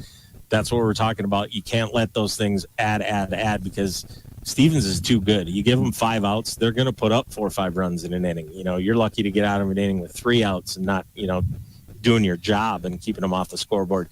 Give them a couple extra outs. Good teams are going to make you pay. They just are. And by contrast, when Stevens had those same win balls and, the low throws, they got picks at first base. I mean, they made just a few more plays than the Govs did today, and they limited the Govs to 5 hits, whereas the Raiders themselves had 11. Pierre with a couple of errors. I don't think I had Stevens with any errors in this game, but that's just enough to be the difference in this game. The other thing I'd give you, and me overthinking it on the big play, right? First inning, Pierre's got the leadoff walk. Got to get that bunt down, right? You know, you get the bunt down. Now we got a runner at second instead of a double play because I believe we had a hit right after that. There was. If we've got a hit there, now we're ahead 1-0, and we've got them on their heels, right? So big play, got to get the bunts down, but those are little things that add up. Well, there actually the hit that we thought there was really a foul ball. You're right. Then, but anyway, again, just things like that, and we thought that it would be big for the Governors to draw first blood in this game. That didn't happen. Of course, the big inning was the 5-run fourth, and that's where the big plays of this one are made. Brought to you by Hermanson Endodontics in Pierre. And with that said, actually, let's hear from Hermanson's, and we'll also hear from Cowboy Country Stores. We'll be coming back to name a Cowboy Country Stores player of the game. Stevens defeats the Govs today, 6-1 on River 92.7. Quality comes first at Hermanson Endodontics. Dr. Brian Hermanson serves Central South Dakota with specialty root canal treatment. Hermanson Endodontics strives to provide treatment that's not only comfortable, but also provides the best possible outcome. They do this by effective and timely communication with your dentist and preserving as much healthy tooth as possible using state-of-the-art three-dimensional imaging and the dental operating microscope to guide diagnosis and treatment. Ask your dentist if a root canal specialist is right for you. Hermanson Endodontics in Pierre. Download the app and save at Cowboy Country Stores. Cowboy Country Stores' new app is as simple as putting in your phone number, then save big. Take advantage of daily promotions and clubs, like every Monday coffee, just 99 cents. Every Saturday and Sunday, $2 off any large pizza. Fridays, it's 2 breakfast sandwiches for $6. Other great daily specials. The new app available now at Cowboy Country Stores. Download today. Cowboy Country Stores. Time to talk about the players of the game, the player of the game.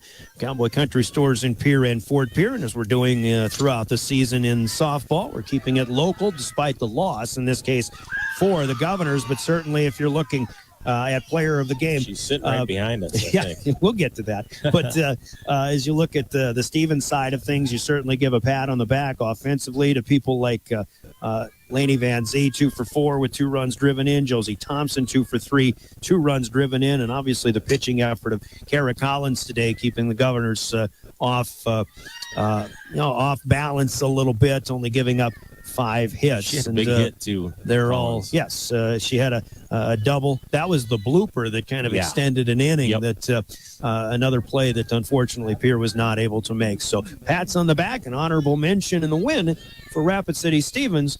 And again, as Collins kept the Governor hitters off balance, the one player she didn't keep off balance offensively is the player that's actually sitting right behind us. That's Ellie Browers, a 3 for 3 day, driving in the only run of the game, stinging the ball once again. And, I don't think it's any doubt who other than Noelle Kiss pitching just an outstanding game. But we gave her a Player of the Game award yesterday, mostly for her offense. But certainly Noelle, even though she comes up with a loss today, is worthy of honorable mention recognition here. But Ellie Browers, good offensive day today, and this is the leadership you expect against a tough team for the Pierre Governors. Right, and I think, I'm not taking any credit. Ellie was just like, what was I doing wrong when she was scuffling, and she figured it out on her own. But you can't talk enough about that's about as good of a pitching performance as I've ever seen out of a girl wearing Governor Green by Noelle today in the loss. But she pitched her guts out, and it was impressive. It was fun to watch. So Ellie Browers, though, with that 3 for 3 day and the run driven in, continues to mash even against a tough pitcher today. She's our player of the game. She'll get a T-shirt noting her accomplishments. And the Governors still fall 6-1. Player of the game brought to you by Cowboy Country Stores in Pierre and Fort Pierre. Looking ahead, schedule-wise, Stevens, who only played their 4th game of the season today. They played one yesterday in Aberdeen. They get one today. They're 4-0, but now they won't play again. A scheduled game for another full week plus as they go to Sturgis on May 6th. Then they've got games as teams start coming out west to Rapid City. They'll play Mitchell and Yankton on May 9th, Brookings and Watertown on May 10th. And then, of course, some trips back east to the Metro and some more Sioux Falls and Metro teams coming out to Rapid City later on this season, and we'll wish them the best of luck along the way as the season continues. As for the Governors, they beat Aberdeen, for example, this past Tuesday. They've got another date with the Golden Eagles, a return trip up to Aberdeen on Tuesday. That'll be at the Kohler Hall of Fame field. Is that not the Northern State That's the Northern University? Field, and it is nice. Gorgeous It's facility. really nice. And that is where that game is going to be. It's a 4 o'clock start up here against the 0-6 Aberdeen Central Golden Eagles. That's coming into today. Eagles are playing Sturgis and Spearfish today, and that Spearfish game in particular might be one that they could be competing in. Then the Governors will get back that game against Brookings, which was postponed from last week, but that's going to be in Sioux Falls. Pierre will play at Sherman Park against Brookings and against Class A Dakota Valley. 3 o'clock and 5:30 games are scheduled for Saturday next weekend, and then they'll play also Yankton and Watertown, two teams they've already seen this season, also on Sunday next weekend. So it's time to get busy for the Governors here in this week ahead. That is the schedule. But today, Pierre falls to 2-5 on the season with a 6-1 defeat at the hands of the Rapid City Stevens Raiders.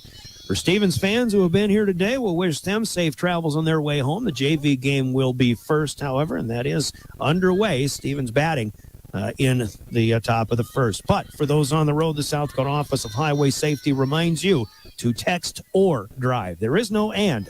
We've all got someplace to be. Remember to buckle up every trip, every time as well. The South Dakota Office of Highway Safety. In that Pierre schedule, by the way, our next broadcast of Pierre Governors softball will come your way on not until May 13th. So we're a couple of weeks out before Pierre hosts Brandon Valley on May 13th. And then games ahead against T area on May 20th. And that's actually it for the home schedule, and those are the games that we're broadcasting here on River 92.7. So join us on May 13th when Pierre hosts the Brandon Valley Lynx. And for Chris Hall, who's been outside this weekend, we certainly appreciate it, and hopefully warmer weather coming up in a couple of weeks, but still a fine ball game, but you can be proud of the Governors in a loss today. They're competing, and it's a good thing to see, and the spirits are still high. They're close, and they know it. We just got to figure out a way to string them together and win a couple games. And for Rapid City Stevens, who passes a test, and there will be tougher tests for them coming up. And again, a good game played and had by all. We thank you for joining us, and for Brian Menning, who runs camera for Live Ticket today. You can rewatch this game plus yesterday's game on the drgnews.com website, drgnews.com/river, in fact, and on the DRG News smartphone app. William Wilson's running our show in studio.